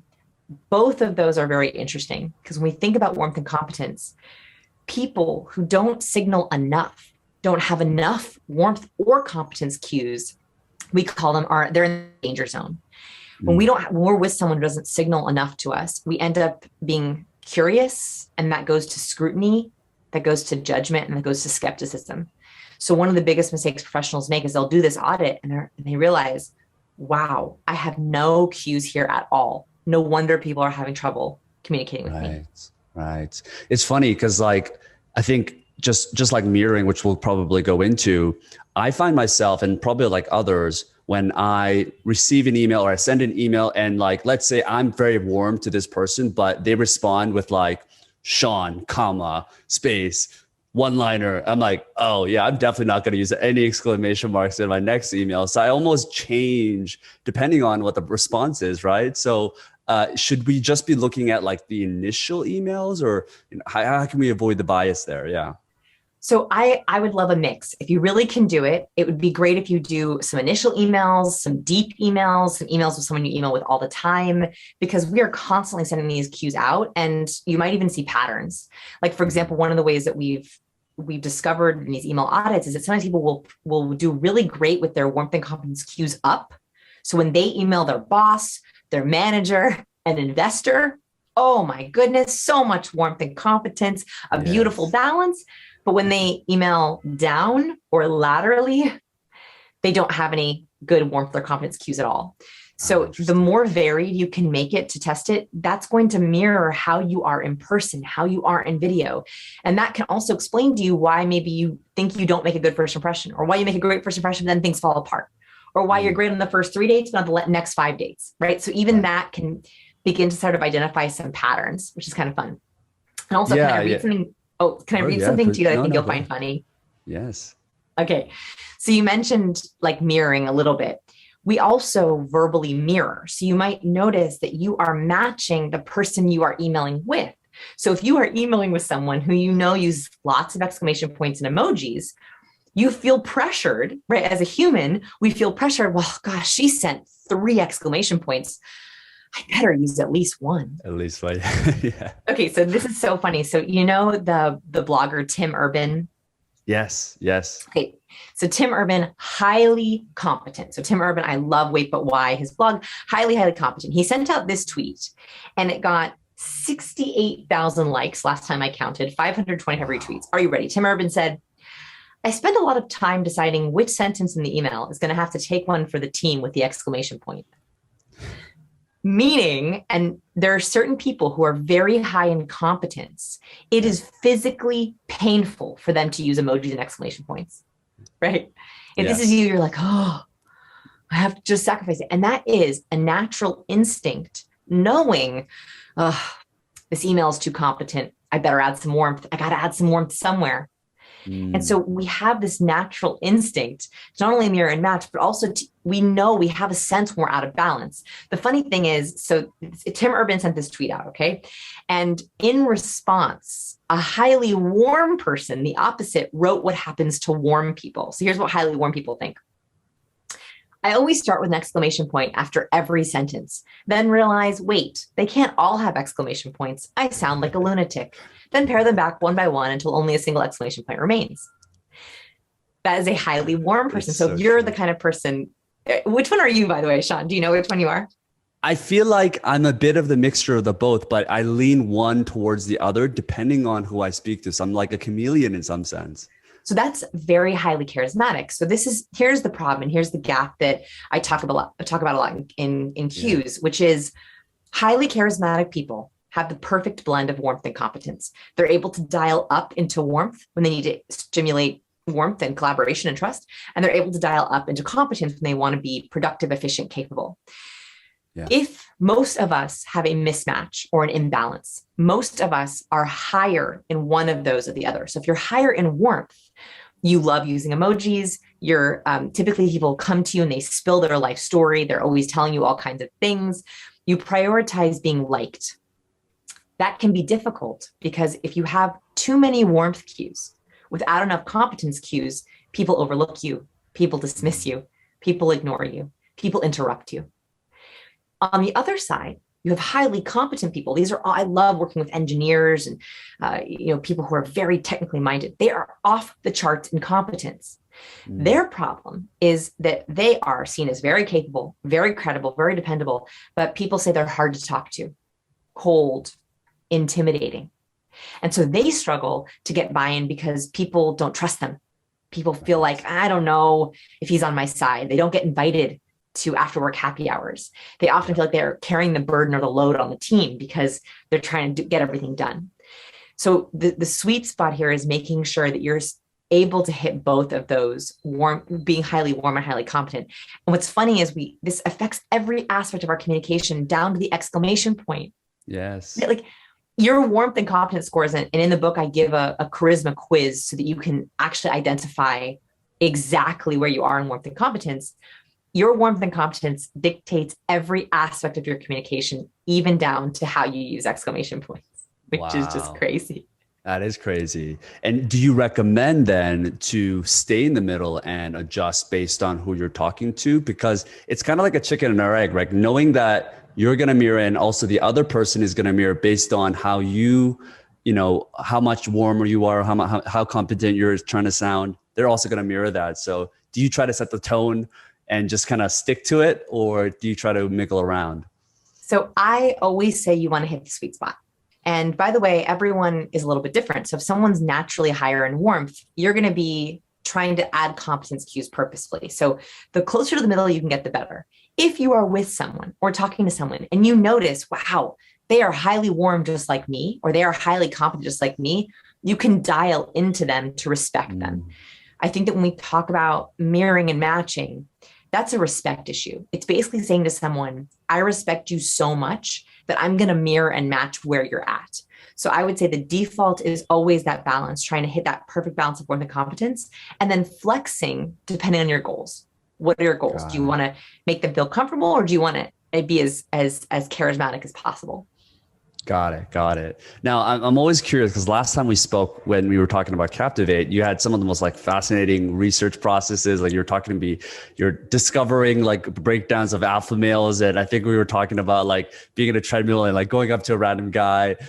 So like your research process is always fascinating, and would love to kind of dig into that. And I'm more curious to know, like, what are some of the things that maybe you had a belief about that after this process of researching through cues that you no longer believe, or you were maybe surprised by? Yes, I love the belief challenging questions. The great thing is that in the last few years, I realized that the more data we have, the better, right? So a lot of my early work was with smaller groups, which is great. It's great for qualitative analysis. Now we're trying to go after some of those bigger numbers. So 495 Shark Tank pitches, right? That's a lot of data, or big surveys. I think that one of the things that I was really surprised about is we have a big facial expression test where we have people look at facial expressions and then answer which facial expression I think it is. And Dr. Ekman has researched that there are 7 universal facial expressions across genders and cultures and races. When people make these 7 faces, it means the same emotion, even though the words are different in different languages. And so I was curious, which are the easiest faces to identify and which are the hardest ones to identify? You would think if there are these 7 universal facial expressions, anyone could spot them. We would all know what they are. Right. And so we started this quiz, and I think we have over 30 to 40,000 people who have taken it, which is a huge amount of data, right? And one thing that really surprised me is that the simplest of the microexpressions is the microexpression people get most wrong. That really surprised me. So the most simple of the microexpressions is contempt. Contempt is the most misunderstood microexpression. It's a smirk or a one-sided mouth raise. So if you raise one side of your mouth. Oh, man. Yeah. You know what I mean? Yeah. That little smirk, this is what just shocks me, is people tend to think that smirk means fake happiness or, yeah, everything's okay. You'll notice thousands of LinkedIn profile pictures have this one-sided mouth raise smirk. Yeah.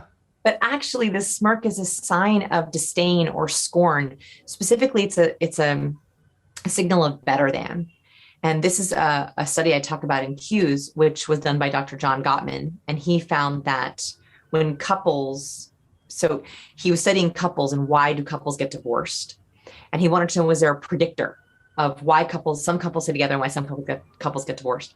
So he brought all these couples into his love lab, and he tested them on a variety of different variables, from reading their body language to IQ tests to interviews.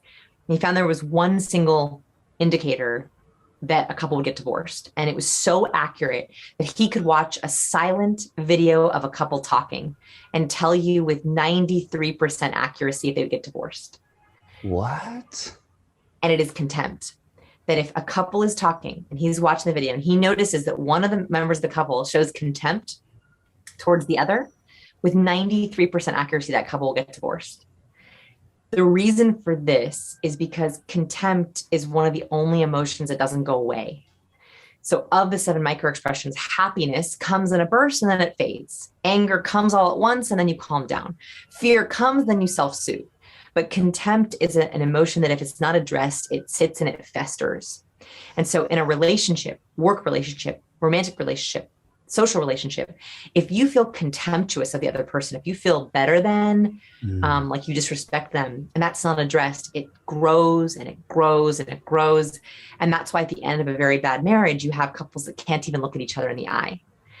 And so I share this because that one little cue, that contempt microexpression, is really powerful for decoding and encoding. One, if you see contempt on your partner's face, on your colleague's face, on your friend's face, on your investor's face, you want to immediately say, is everything okay? Let's back up for a second. Let's pause. Any questions? What can I do? Like, that's a window, that's an opportunity to fix something, right? And then encoding is make sure that in your profile pictures, in your pitches, on your video calls, go watch a recent video call and make sure you are not accidentally showing contempt. So a lot of us, you're saying, are just subconsciously doing this without even knowing. And does it mean contempt most of the times when someone is smirking? Okay, so should we get into the deep science on this? Should we go deep on it? Yeah, let's go deep. Okay, so it's a really good question because there are 2 ways that we show facial expressions or emotions. One is contempt. However, we don't always know where that contempt comes from. So for example, you might watch yourself on a video call or watch, let's say someone else, let's not make it personal. Let's say that you see someone on a video call and they show contempt, right? They flash a one-sided mouth raise on the other side. Right. And you go, oh, they hate me. But they hate the person that's talking. Yeah. We don't know the source of the contempt. So it could be contemptuous of the person talking. It could be contemptuous of the news they delivered. It could be that they're really hungry and they're contemptuous of that. They could have had a self-hatred thought. Right. So you even have people who have a lot of self-hatred, a lot of pessimism, a lot of depression. They will show more contempt, but it has nothing to do with other people. It's their own. It's a manifestation of their own internal feeling. So when you're looking for contempt, it's not one and done. It's, they just showed contempt in the part of the meeting where Sarah was talking and we were talking about budget. I wonder why. Is it Sarah? Is it the budget? Is something at home? I'm going to keep watching. Or I'm going to pause and say, hey, any questions here? Does this budget make sense? And that person says, here's what doesn't make sense to me. That was what caught them up. Or nope, no questions for me. I wonder why. Let's keep watching. So we're looking for clusters of these cues.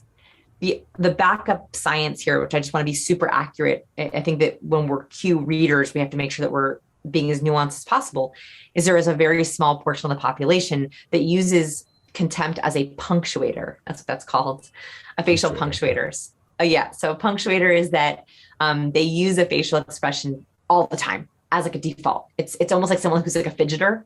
So for example, I have a friend who uses the disgust facial expression as his punctuator. So disgust, if you want to try it with me, it's when we raise our nose up, we crinkle our nose and we flash the upper whites of our teeth. So this is disgust, like we smell something bad, we go, oh. Right. Oh. Right. Yeah. So it's a very negative expression. So you'll see this oftentimes when you ask someone, so, what do you think of the new girl? And they go, oh yeah, she's pretty good. And no, they're pretty disgusted by that person. Yeah. Well, my friend who uses that as his punctuator all the time, so how's it going?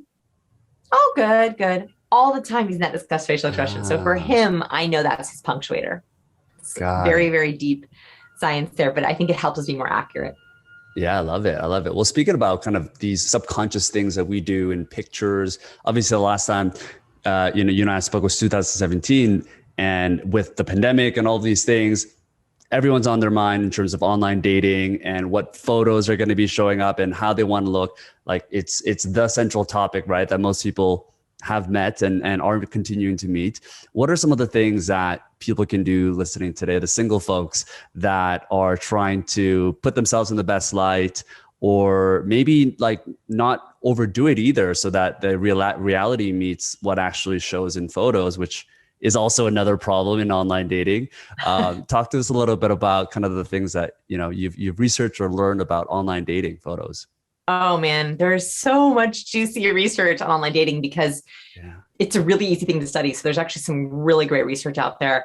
Here's a fun one. I'll start with the fun one, then we'll go to the serious ones. Okay. So the fun one, and I put this one in my book because I just had to. My editor was like, Vanessa, I was like, this is so amazing and funny. One research study. Yes, there was actually a research study that looked at men, heterosexual single men holding cats. Because the hypothesis was that if you hold a cat, do women, these are only heterosexual males, do women perceive that man as being softer, right? Is it a warmth cue? That's what they were looking for. So can you guess, Sean, should a heterosexual male hold a cat? Is it warm and fuzzy, or is it not so good? What do you think? Oh, I mean, I noticed you didn't include dogs in there. But I did not include dogs. You did not include dogs in there. So my intuition would say dogs are generally warm and fuzzy. So cats, I guess not. But I would imagine most people would say that it's a warm and fuzzy thing, right? So you are right. Most people think that it's warm and fuzzy, but you should never hold a cat. Ever. If you are a heterosexual male, do not hold a cat. Even women who like cats don't like a man who holds a cat. Really? Wow. This is according to one research study. But the reason why I like these kind of things is because it shows you the power of a cue, right? So if we are looking at someone's profile photo really fast, our brain is trying to take in as many of those cues as we possibly can. So it's not just your face and your body and what's behind you and what you're holding and your clothes. It's all of those things put together. So what I would do if I were you is I would open up your profile photos or the profile photos you're thinking about using, and I would try to, again, do a little profile photo audit. How many warmth cues are you sending? How many competence cues are you sending? There's actually an exercise I like people to do while they're reading, because as they find a cue in the book, they can give it a point on the picture. So for example, one that we see a lot in female pictures, in fact, one of the studies we talk about is that this cue is in thousands of paintings over the last couple hundred years because it's so often used to depict people, which is a highly warmth cue, a head tilt. So women especially, we love a head tilt in our profile photos. Whenever I look at my friends' dating apps, I love looking over the shoulder of my single friends and just trying to help them pick cues. Woman after woman is always with their head. Why? Why is this so? So a head tilt is a universal cue that we do when we're trying to hear something better. So if I were to say, do you hear that? Like, do you hear my daughter yelling in the background? Right. I'll go. You tilt your head up, and that's because logically this makes sense. We want to expose our ear. My hair then falls away from my ear, so I have less blocking it, so I can take in as much hearing as possible. So we recognize the head tilt as a universal I'm listening cue. And what do we want most in a partner? To feel like we're being listened to. And so the reason why a lot of people, especially women, will default to a head tilt is because it is a warmth cue. And women by default typically want to be warmer. Sure. This is not good or bad, but I think it's something to consider when you're looking at your pictures. Does that make sense? Yes, for sure. Yeah, I do notice this. Like a lot of mostly girls, right? Yeah, I don't see a lot of guys doing this for sure. Well, this is where I think we can really level up our game here. So first of all, if you're a female and you like the head tilt and you want to do it in your profile photos, great. Just know it's a high warmth cue, right? It literally is like, I'm listening to you. I'm going to be a great listener. I am warm to you. So just be aware of what you're sending if you want to do that. For men, and by the way, the degree of the head tilt is important, right? Like the farther over that I go, the more ditzy I look. This. Yeah. Right? So if I were to have my head tilted all the way over, I am higher in warmth. The less I tilt, the less warm I am until I'm back in equal. Right? It's literally a degree. If you were to see a girl who had her entire head exposed, especially laughing with an open mouth, right? That's the ultimate. She is really high in warmth, all the way warm to ditzy. Right? We worry. Right? We go all the way. Got it. Wrong angle to use on LinkedIn. Exactly. Exactly what the cues you use in your dating profile should be totally different than your LinkedIn profile. In fact, those should be very different pictures. They should be different pictures. Yeah. For men, a head tilt is a great back pocket secret cue because it's a warmth cue. And a lot of men are overly competent in their photos. They usually will do their head straight, usually not smiling, kind of like a smize, right? Serious. If they had their guns showing, maybe their closed body with their gun showing, maybe they're not even making eye contact, they're looking off into the sunset. Yeah. High competence. High competence, which for someone looking, whether male or female, whether if you're homosexual or heterosexual, is that what you want to attract? Right? If you are using all competence cues, you are going to signal high competence, and that means you're only going to get people who are high competence. Right. So it's just about thinking about what kind of person do you want to attract and what cues are you using to signal that. So a warmth cue for a man, a subtle one, not, all the way over, just a subtle one can be a great way to add a little bit of warmth. If you have been told you're cold or intimidating, or you feel like you have trust issues in your relationship, maybe try to add in more head tilts because it's going to warm you up. Powerful. This is why we love having you on. Oh, yeah. The details. Yes. I love there are details, but like in a picture, that's what we're looking at. And I've watched people, they'll look at a picture and they go, I don't know, just not for me. Swipe. Yeah. Right. But they can't explain it, right? They can't explain it. So what I love to do in those situations is I say, okay, wait, pause. Okay. This person is not for you. Why? I don't know. I just feel like they're just not my person. And then I'll break down warmth cue, competence cue, danger zone cue. So the one area we haven't talked about a lot is our danger zone cues. Contempt falls in the danger zone. Danger zone cues are things that turn us off, that irritate us, that we don't like.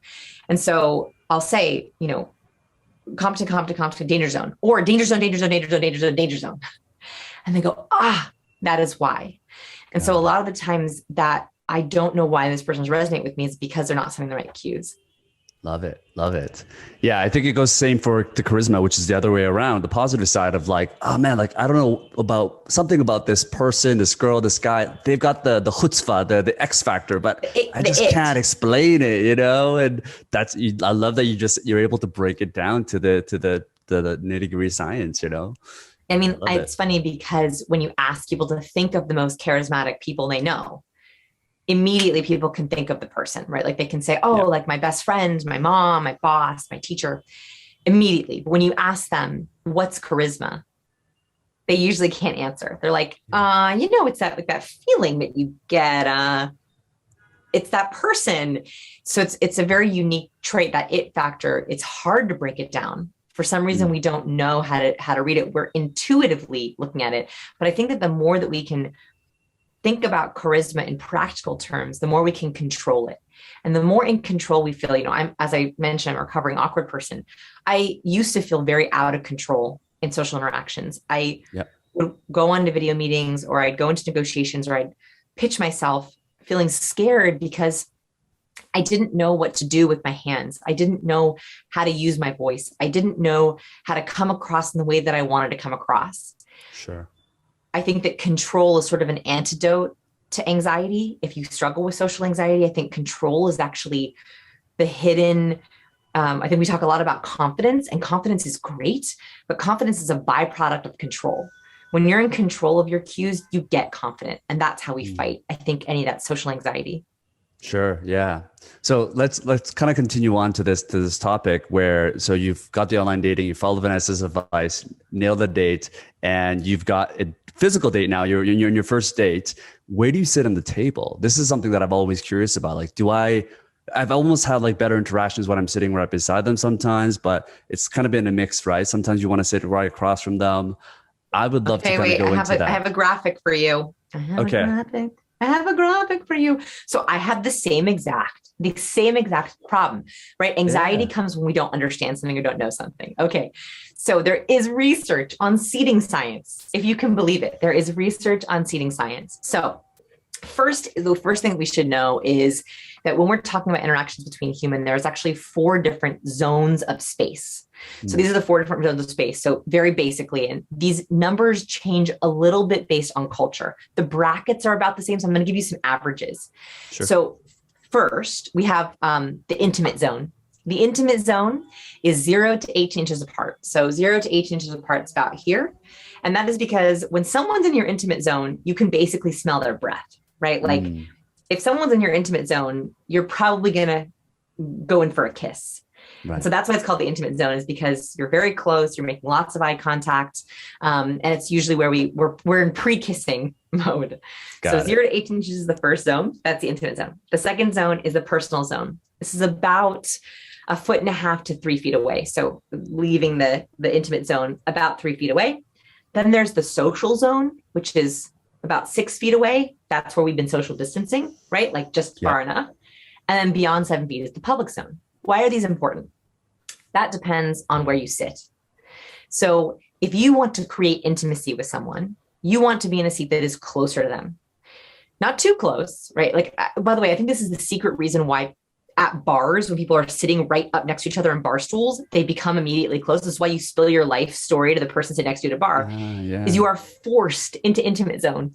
I literally, it's like a byproduct of our space. It's the same reason why loud bars and nightclubs work so well for creating intimacy. Why so many people go home after them is because it's really loud. So what do? What was that? Right, like the moment it's loud, you lean in. And if you've noticed at a loud bar or nightclub or networking event, you're in someone's intimate zone talking into their ear, basically. Right.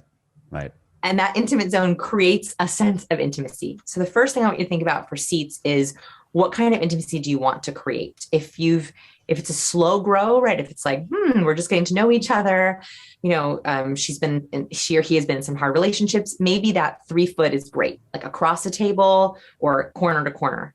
If you are like, no, like we're really hitting it off, I want to get close and I want to get close fast, like consider sitting next to each other at a bar. Consider sitting next to each other in a booth. Consider sliding your chair over to sit closer to them.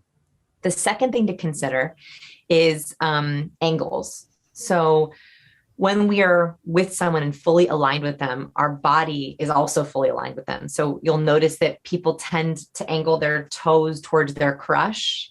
Yeah. So this is anecdotal. I don't know if I mentioned this in the last video, that when we really like someone, even we're tuned to our boss, like we're really the VIP in the room, we will subtly angle our toes towards that person just because our brain is sort of on them. Yeah. So the thing to think about is, wherever you're sitting at the table, you want to try to angle your body, your toes, your torso, and your head so that you're in full parallel lines with theirs. Yeah. That is a way to literally show someone, I'm on the same page as you. I am so aligned with you and so into you that I literally want to stand as you stand. I want to sit as you sit. It's less about mirroring and more about alignment, that parallel, those parallel lines. So wherever you are, make sure you try to get parallel. Got it. I have a diagram for business seating, but I don't think we're talking about business seating, but it's also critical to think about where you want to sit around a conference table too. That's also a very important aspect of meetings. Yeah. Well, let's get into that. I mean, I actually just had one question around the dating aspect, because I've heard that for when guys interact with guy friends, like guys don't always kind of sit face to face. They like to sit side by side and like, that's right. Like, what did you do? And that's just a little bit more comfortable. But is that actually hurting them when they're in a date with someone that you're trying to pursue romantically? Yes, exactly. So the reason why two friends, male, female, often will sit next to each other in a car, at the bar, walking down the street, and they're talking like this, is because they're not going in for a kiss. They're not trying to create. So, like, when we're on parallel lines, it means we're trying to get intimate, right? Like that's kind of what we're trying to say to someone.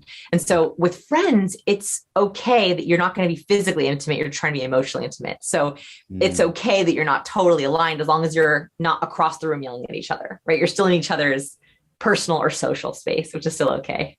Got it. I'm just looking at the time right now, Vanessa. I actually had some interesting questions that I wanted to ask you, or really more a breakdown. So I've kind of selected some of the most awkward, common situations that most people go through, and maybe we can just kind of sprinkle in some of the things you found with cues.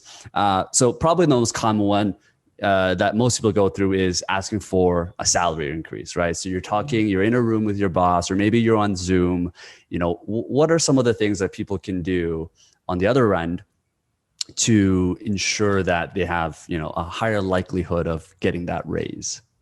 Yes, actually, at one point, I hope I can remember all the tips. I filmed a whole 30-minute tutorial on how to raise your rates or ask for a raise, because there's a lot of things that you can do both in prep and the actual meeting. But from a cues perspective, the most important thing you want to do is trigger the actual feelings you want your boss to feel.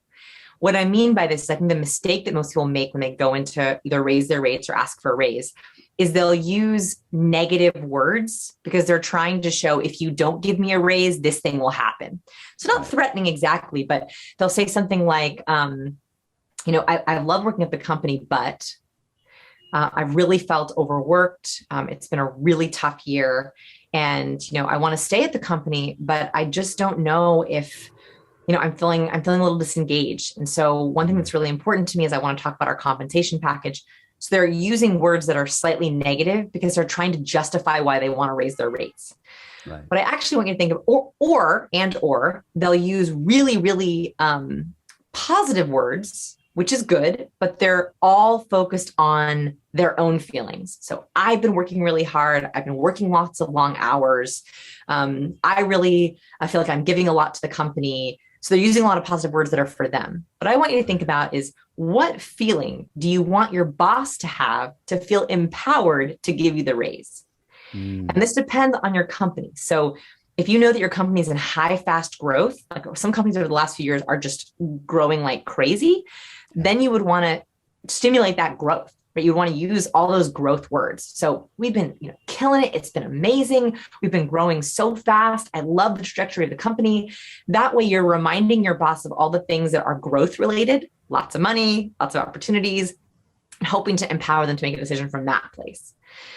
On the other hand, let's say things aren't going so well at the company, where there's what is everyone calling it now? The Great Resignation, right? Everyone's resigning all the time. And again, the mistake here would be to mention the Great Resignation, right? Because that's going to trigger fear.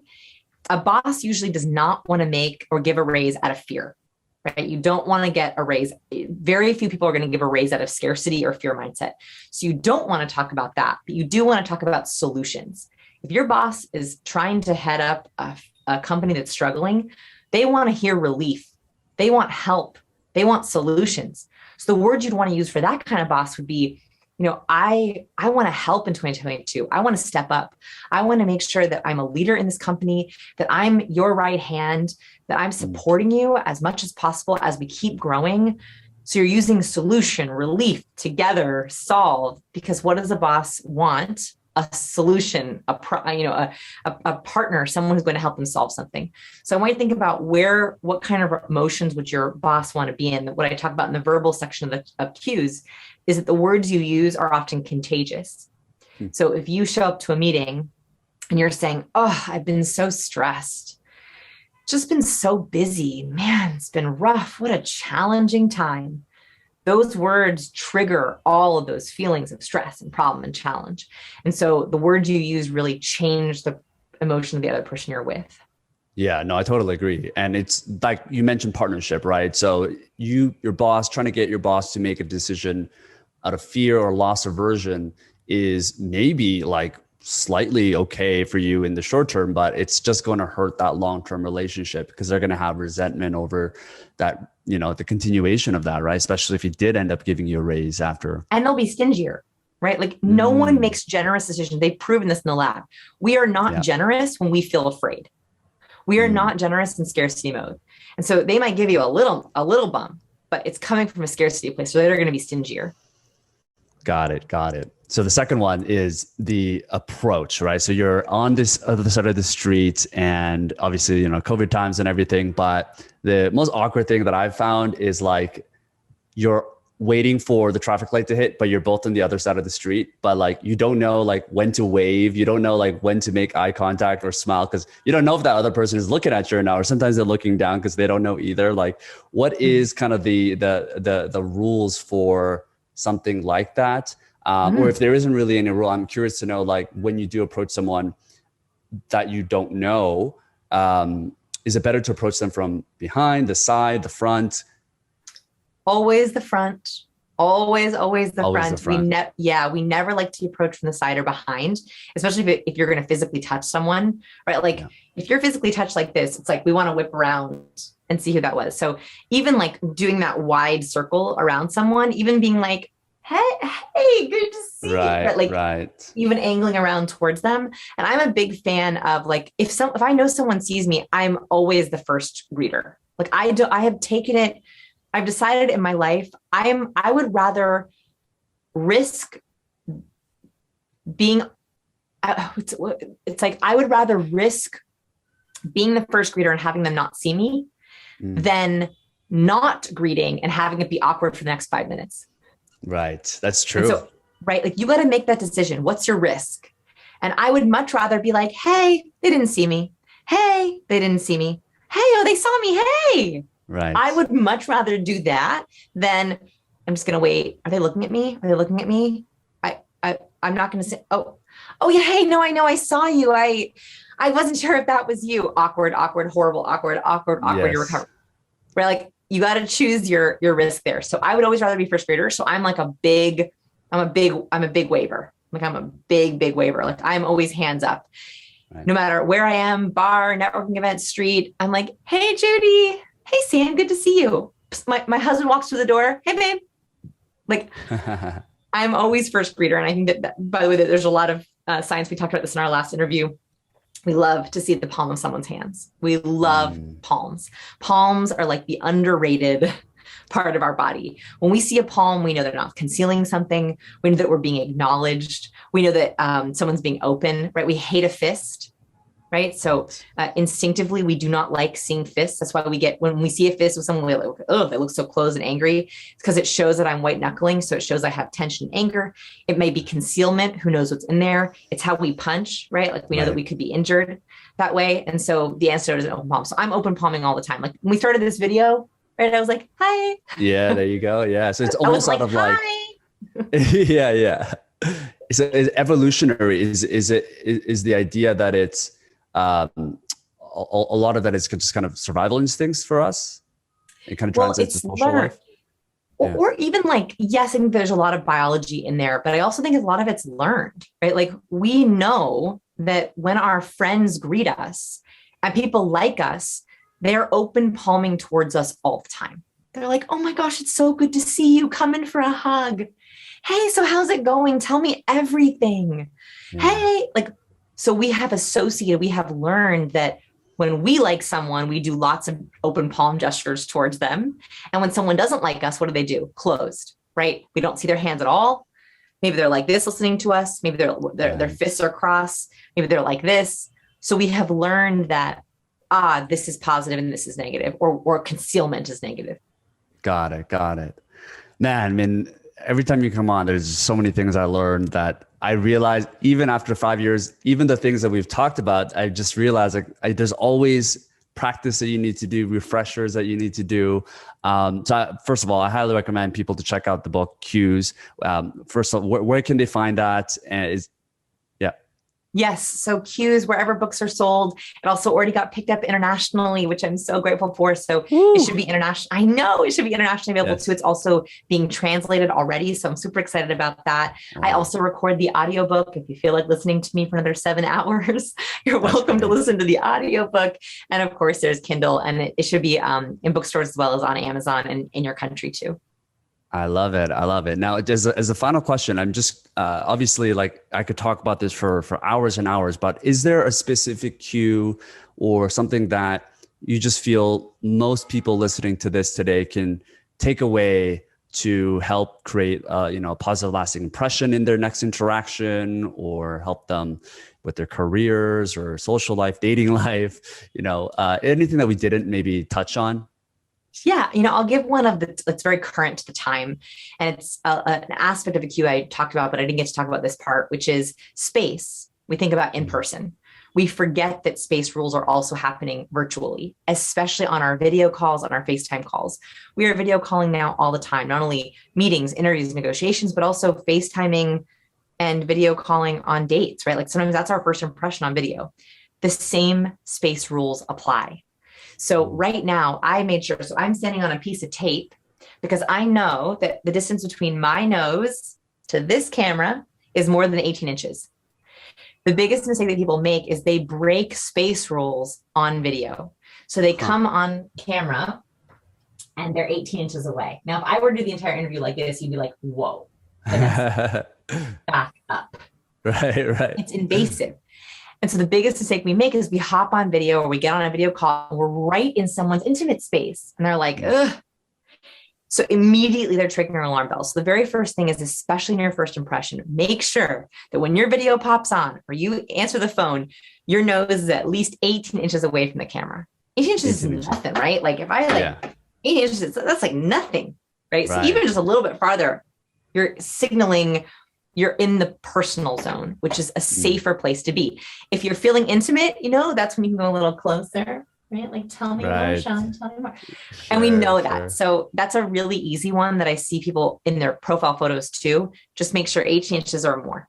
18 inches or right. Because on camera, it also has a different distance, right? So like, I'm wondering now if I'm too far away sometimes. You're perfect. You are perfect. This is like a good, okay. This is a good measure. Okay. It's also because I can see the top of your body. I can see if you're making gestures. So you'll notice also, like, I make sure that the camera hits right at my waist so that you can see most of my gestures. So the other reason secretly I want you to be more than 18 inches apart is that people can see your hand gestures. Beautiful. This is very helpful. I guess people can just take a snapshot of our angles right now and just see, this is like the right distance to make. So thanks for being on the show, Vanessa. Yeah, my pleasure. I've been researching a lot about you. I've heard you through Lewis Howes. Mm-hmm. He's awesome. Yeah, yes. He's a big mentor of mine. So been, listening to your episodes and your TED Talks, and it's amazing what, like, the research that you have and the ability to communicate that to so many people. So it's amazing what you've done so far. So congratulations. Yeah, thank you. I'm a total science geek and I love looking at research. And so I'm really scratching my own itch. And I'm just so excited that there are other people out there who like research and people as much as I do. So I feel pretty lucky. Yeah. And I got to ask, for someone that is studying, really bringing the idea of people skills into a science, I'd love to hear a bit of the background of how that, what really drove you to study this industry. Mm-hmm, yeah. Well, I joke that I'm a recovering awkward person. And so, no worries. Yeah. And I just had a really hard time in school with the people side of things. The technical skills were easy, relatively. And finally, a professor said to me, I think I was negotiating to get out of a group project. I was like, please let me do it on my own. Like, I'm terrified of the group. And, I was just afraid to speak up. And I just didn't have the tools to do it. And so he looked at me and he was like, Vanessa, the point of this project is not the prompt. It's the teamwork. And I was like, what? And he was like, what I want you to learn is working with people. It's not the actual essay and project. And that like blew my mind. And he was like, this is a skill you have to have if you're going to be successful in anything that you do. And so he really was the one who pushed me. He gave me a couple books and he was like, just start, take your book smarts and apply them to people smarts. And so I started to read about the science of people. And that was the first time where I was like, wow, this isn't just a soft skill. You often hear, oh, people skills. It's a soft skill. You can't really learn it. There's no real hard science to it. But I realized that there was, and you could absolutely learn it if you weren't born with it. Interesting. So, I mean, I think a lot of what you talk about is so relevant because a lot of us weren't taught that when we were in high school or even when we're in university. It's something that we kind of stumble onto. And I've personally, let's say when I was younger, I was quite bullied, and it's very difficult for people to jump back into that state of confidence or being able to be sociable because they think that it's not really something they can develop. And I guess what you're saying, it's something that it can be taught. Yeah, and I think you're right. You're not alone that our system kind of approaches people skills as a byproduct. A lot of it thinks, oh, you know what? When they're in the classroom, they'll pick up some people skills. On the playground at recess, they'll pick up teamwork. While they're playing their sports, maybe they'll learn a little bit about that. It's sort of like a byproduct. Whereas it's amazing to me that in 15 years of elementary school and high school, there's maybe a health class or two on communication and relationships. Yeah, it's so true. So you're not alone with that. Yeah, for sure. And now you're teaching thousands of peoples around the world about how to become more confident and the importance of body language. Let's dig into that a little bit because it's so fascinating for me, and I'm sure for a lot of people listening. I think a lot of people have to go through these situations where you're meeting new people, especially if you're an entrepreneur or some sort of an artist. You're constantly meeting new clients or you're doing job interviews. And I want to go over some of the hacks that you talk about quite a lot. First of all, what are some of the biggest mistakes you think that people are making today that is not displaying the type of image that they want? Yeah. So actually, I think that it's a tie-in with some of the myths about body language. So when I tell people, I study body language, I study people skills, they're always like, oh yeah, body language. I know body language. Yeah. Good eye contact, a good handshake, and good posture. And I'm like, that's a really good start, but it's like it's such a little part of the story. So some of the biggest mistakes actually come from those myths.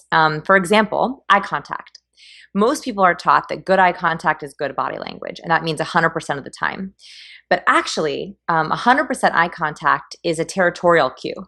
So when you make 100% eye contact with someone, it's actually incredibly invasive and a little bit creepy. Interesting. And so men especially have been taught in dating or at networking events, kind of look them deeply in the eye. Yeah, be confident. And that is only half true. So in the average conversation, the ideal amount of eye contact is between 60 to 70%. It is definitely not 100%. In fact, when you do 100%, you actually raise red flags in their brain that make them want to take a step back. Interesting. Right? And so it's 60 to 70%. And that means absolutely speak with him or her with good eye contact, but feel free to look around, to gaze, to look down at your drink, to use your natural processing skills when you think. Like, for example, most people when they're talking, they'll kind of look at you and they'll think up, they'll look up to the right or left, they process by looking out. That's how we naturally process. Right. So the other person, when they don't see you doing that, they're like, are they not thinking? Are they trying to be aggressive? And so 60 to 70% is that sweet spot. Interesting. Very cool. Let's talk a little bit about some of the hacks that people can take away with, because I think there's a lot. You mentioned, I don't think we can go over everything during the interview, but you mentioned that there are one or two things that people can do to make a great first impression.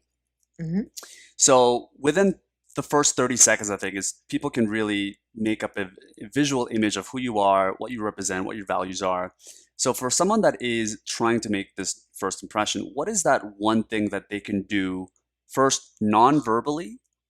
And what is one hack that they can take away with verbally? Something that they can say, whether it's I guess it could be different from a dating or interview, but what is that one thing that you think could there's a commonality between all of those? Sure. It's actually very similar.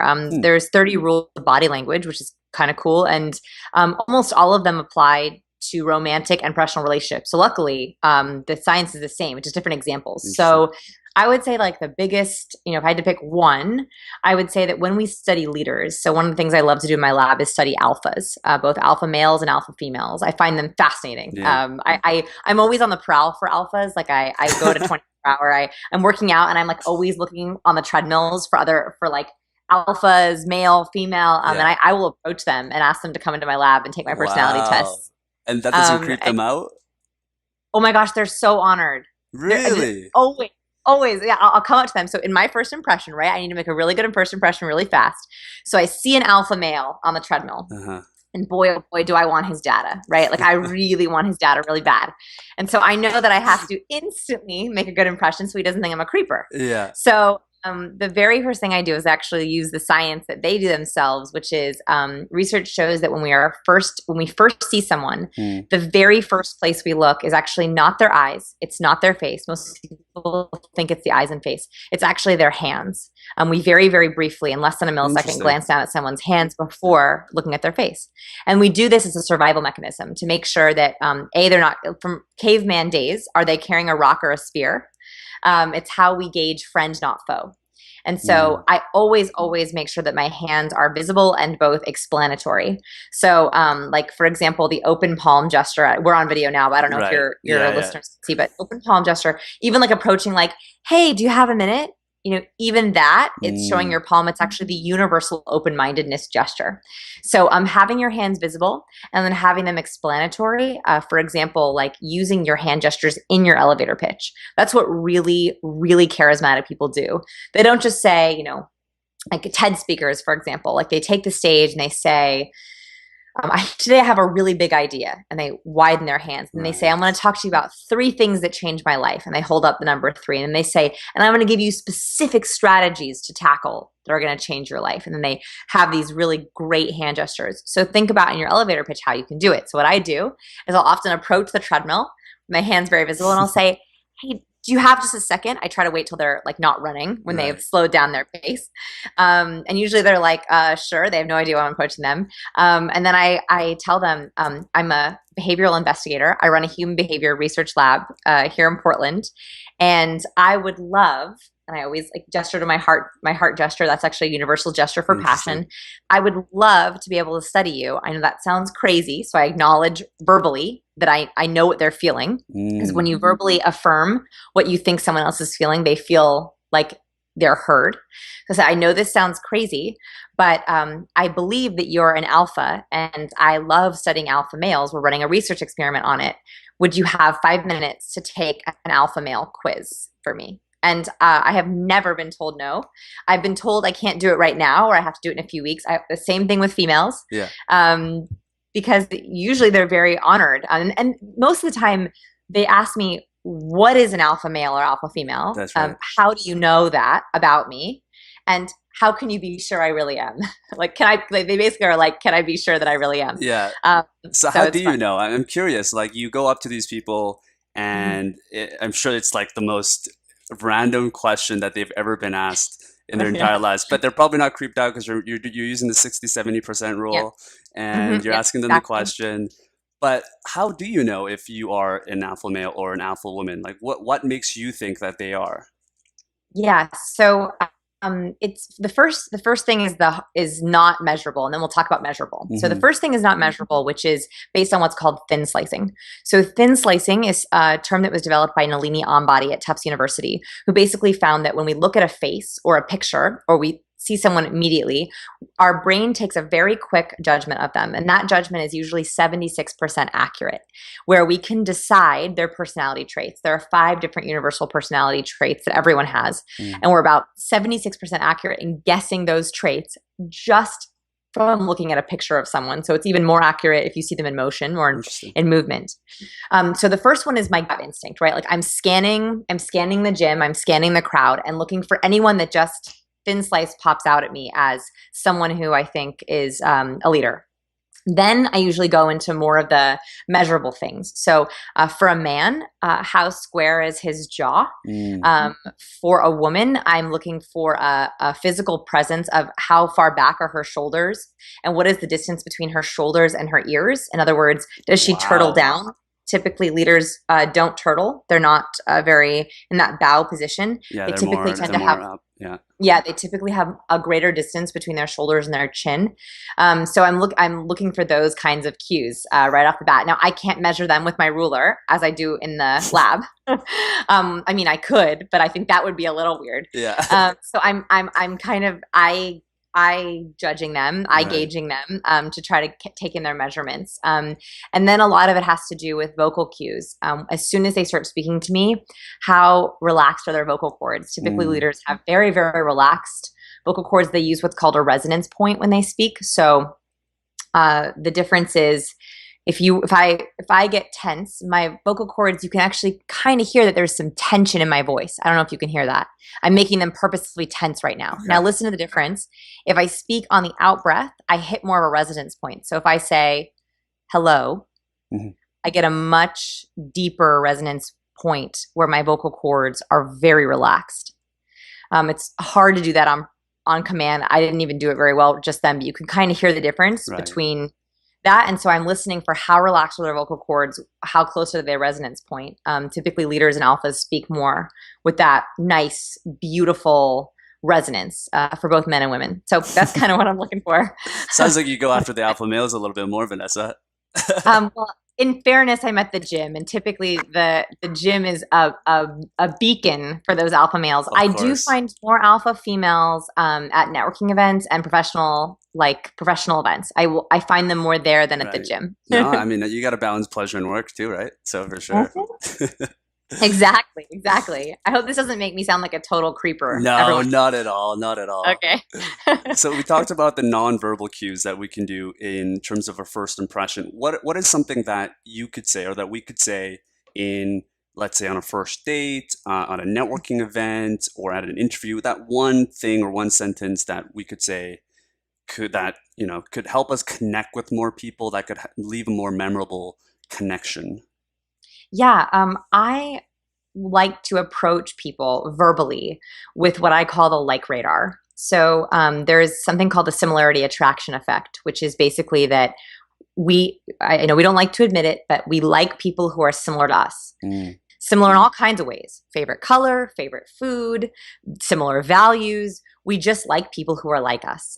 We even like dogs who look like us. So we are always on the lookout for who's like me, who's like me, who's like me. That's kind of what we're doing when we're at networking events and we're on dates. And so what I do is I actually verbally approach people with this like radar in mind, where I am actually trying to find how are we alike. So when I'm asking questions, I'm not actually asking this, like ones we hear, the boring, what do you do? Where are you from? How's the weather? Right? Like, because it's hard to find like from that. What I'll often try to do is figure out what's similar. So did they watch the game last night? Do they also know the host from how I know the host? Right, which is a very different kind of question for how do you know the host? What do they think of the red wine? I love red wine, right? Like, so I'm actually on the hunt for, I am similar to you, because I know that A, that's authentic, right? I'm looking for things that are genuinely there. B, I want to like them more. And so the more things I find that are like me, I'll like them. And B, I want them to like me more. And so if I show that we're similar, we do that. And so all of my questions are typically oriented in that framework, and that makes you incredibly memorable. Interesting. So in this case where, we might not be in person, I'm going to put you in the spot a little bit here. And you were the person that was, let's say, we first met. What are some of the questions that you would ask? And I love the way you framed it. It's questions. It's not, you're not trying to put something out there to impress anyone. It's actually a question. It's actually, you're giving something. Yeah. So like in a typical scenario, oftentimes I will ask, so what personal passion projects are you working on? I'm passionate about a lot of things, and I'm just very curious. And so typically I think maybe like a handful of times has someone mentioned something that I genuinely don't want to know about. Most things, even if it's something that isn't the same as me, I can still find something to ask about it. I think someone said recently, I build miniature houses. And I was like, wow. I'm not a builder, and I'm not super into miniatures, but I think that's really interesting. And so I was able to be like, wow, like where do you find inspiration for the houses that you build? Like, are they templates? And she's like, Pinterest. And I was like, I love Pinterest, right? And there's a commonality. I see. Right, we had the commonality there, and then we were able to talk about how she finds things on Pinterest and how that works. And so that's that's sort of my go-to question. And you learn so much about people very quickly when you ask that question. That's a really good point, actually. And I love that question. You nailed it. What are your passion projects? That's the question I would have loved to have been asked. And I think, when we're going through these conversations, especially when we don't really know the person, there's a lot of silence that happens, and we call it the awkward silence. And, some people say that it's only awkward if you say it's awkward. But what are some of the ways that we can handle in terms of nonverbal? Because I think verbally, I don't know how that would work. What are some of the things we can do nonverbally to feel comfortable with uncomfortable silence?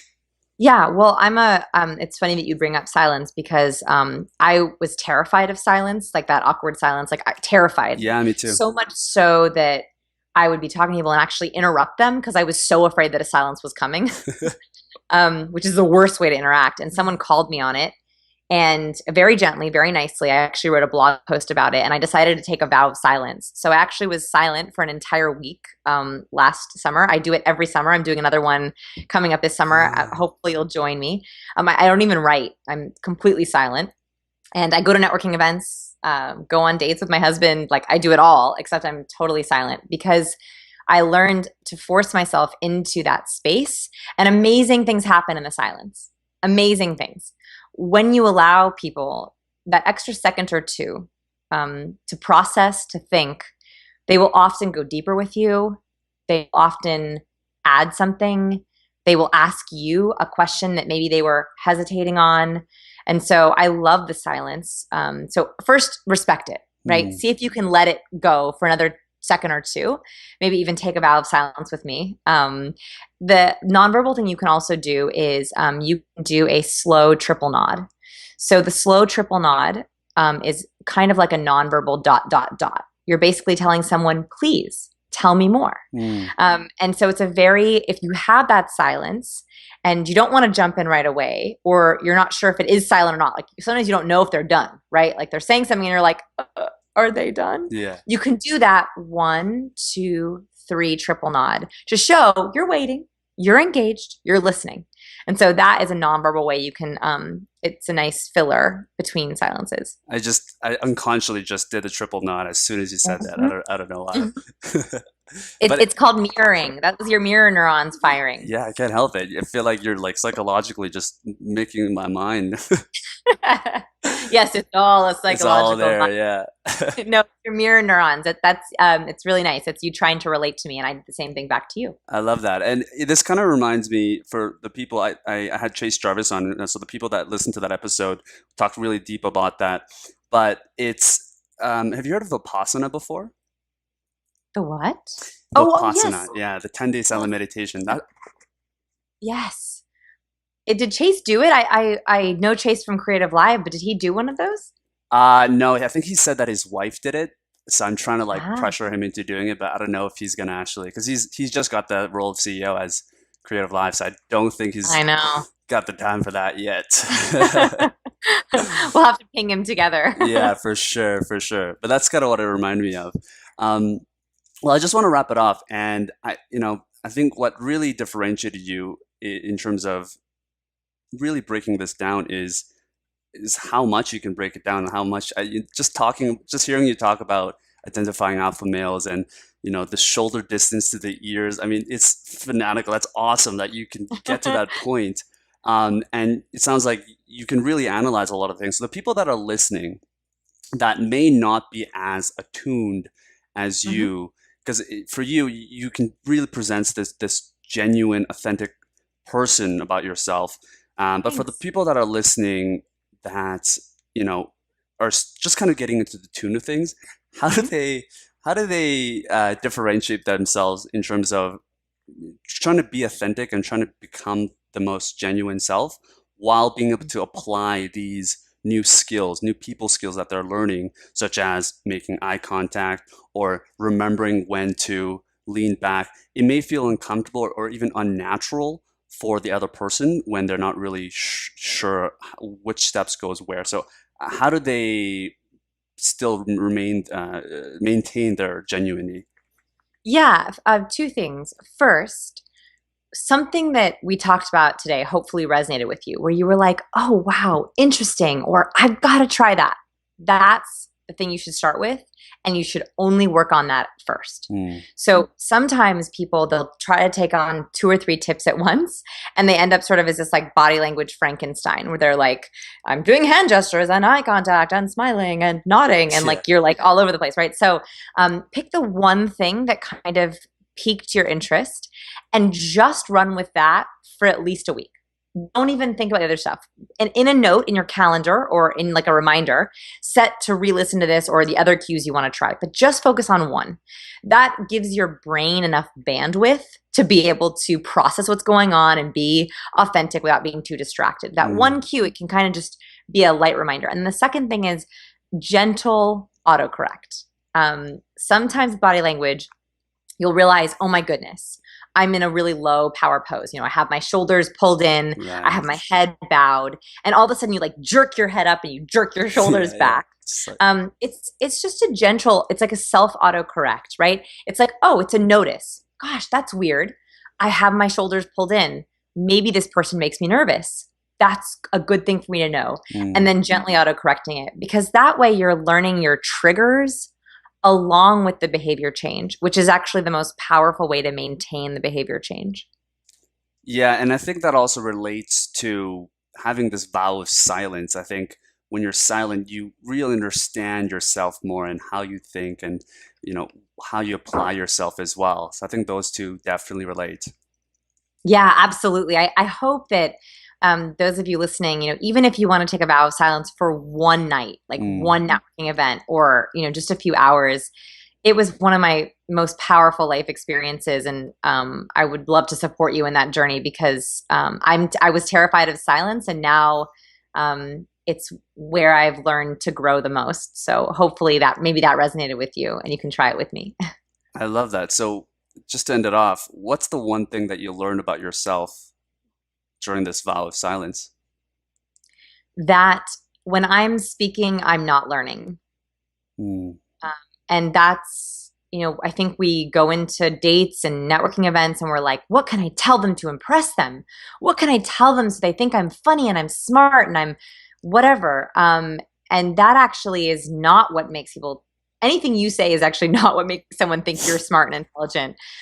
People emailed me. I'm not joking you. I actually could send, I'm thinking about posting the emails actually anonymously, but people sent me emails. So I was at networking events, but I just wasn't talking. Yeah. And I had a little card that said, I'm taking a vow of silence. I would like to learn to be a better listener. Please tell me about you. That's all I had.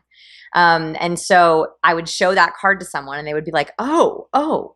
And then they would just start talking, right? They would just start telling me about them. Wow. And I would just listen and nod, and I would use all my nonverbal cues. I was like, my nonverbal was on full charge. And they would write to me. I had multiple people write to me afterwards saying that it was one of the best conversations they ever had, which is kind of funny because I wasn't saying anything. So, it's not a conversation. It's a one-sided. No. Interesting. Yeah, it wasn't a conversation, but they had a great conversation with themselves, and that's great. And I learned a lot. And so actually they thought I was really impressive, even though I didn't say a word. So it's a very interesting way that our minds interact. And so I would say that silence is actually maybe one of your most powerful cues you can use. The irony in that, I love that.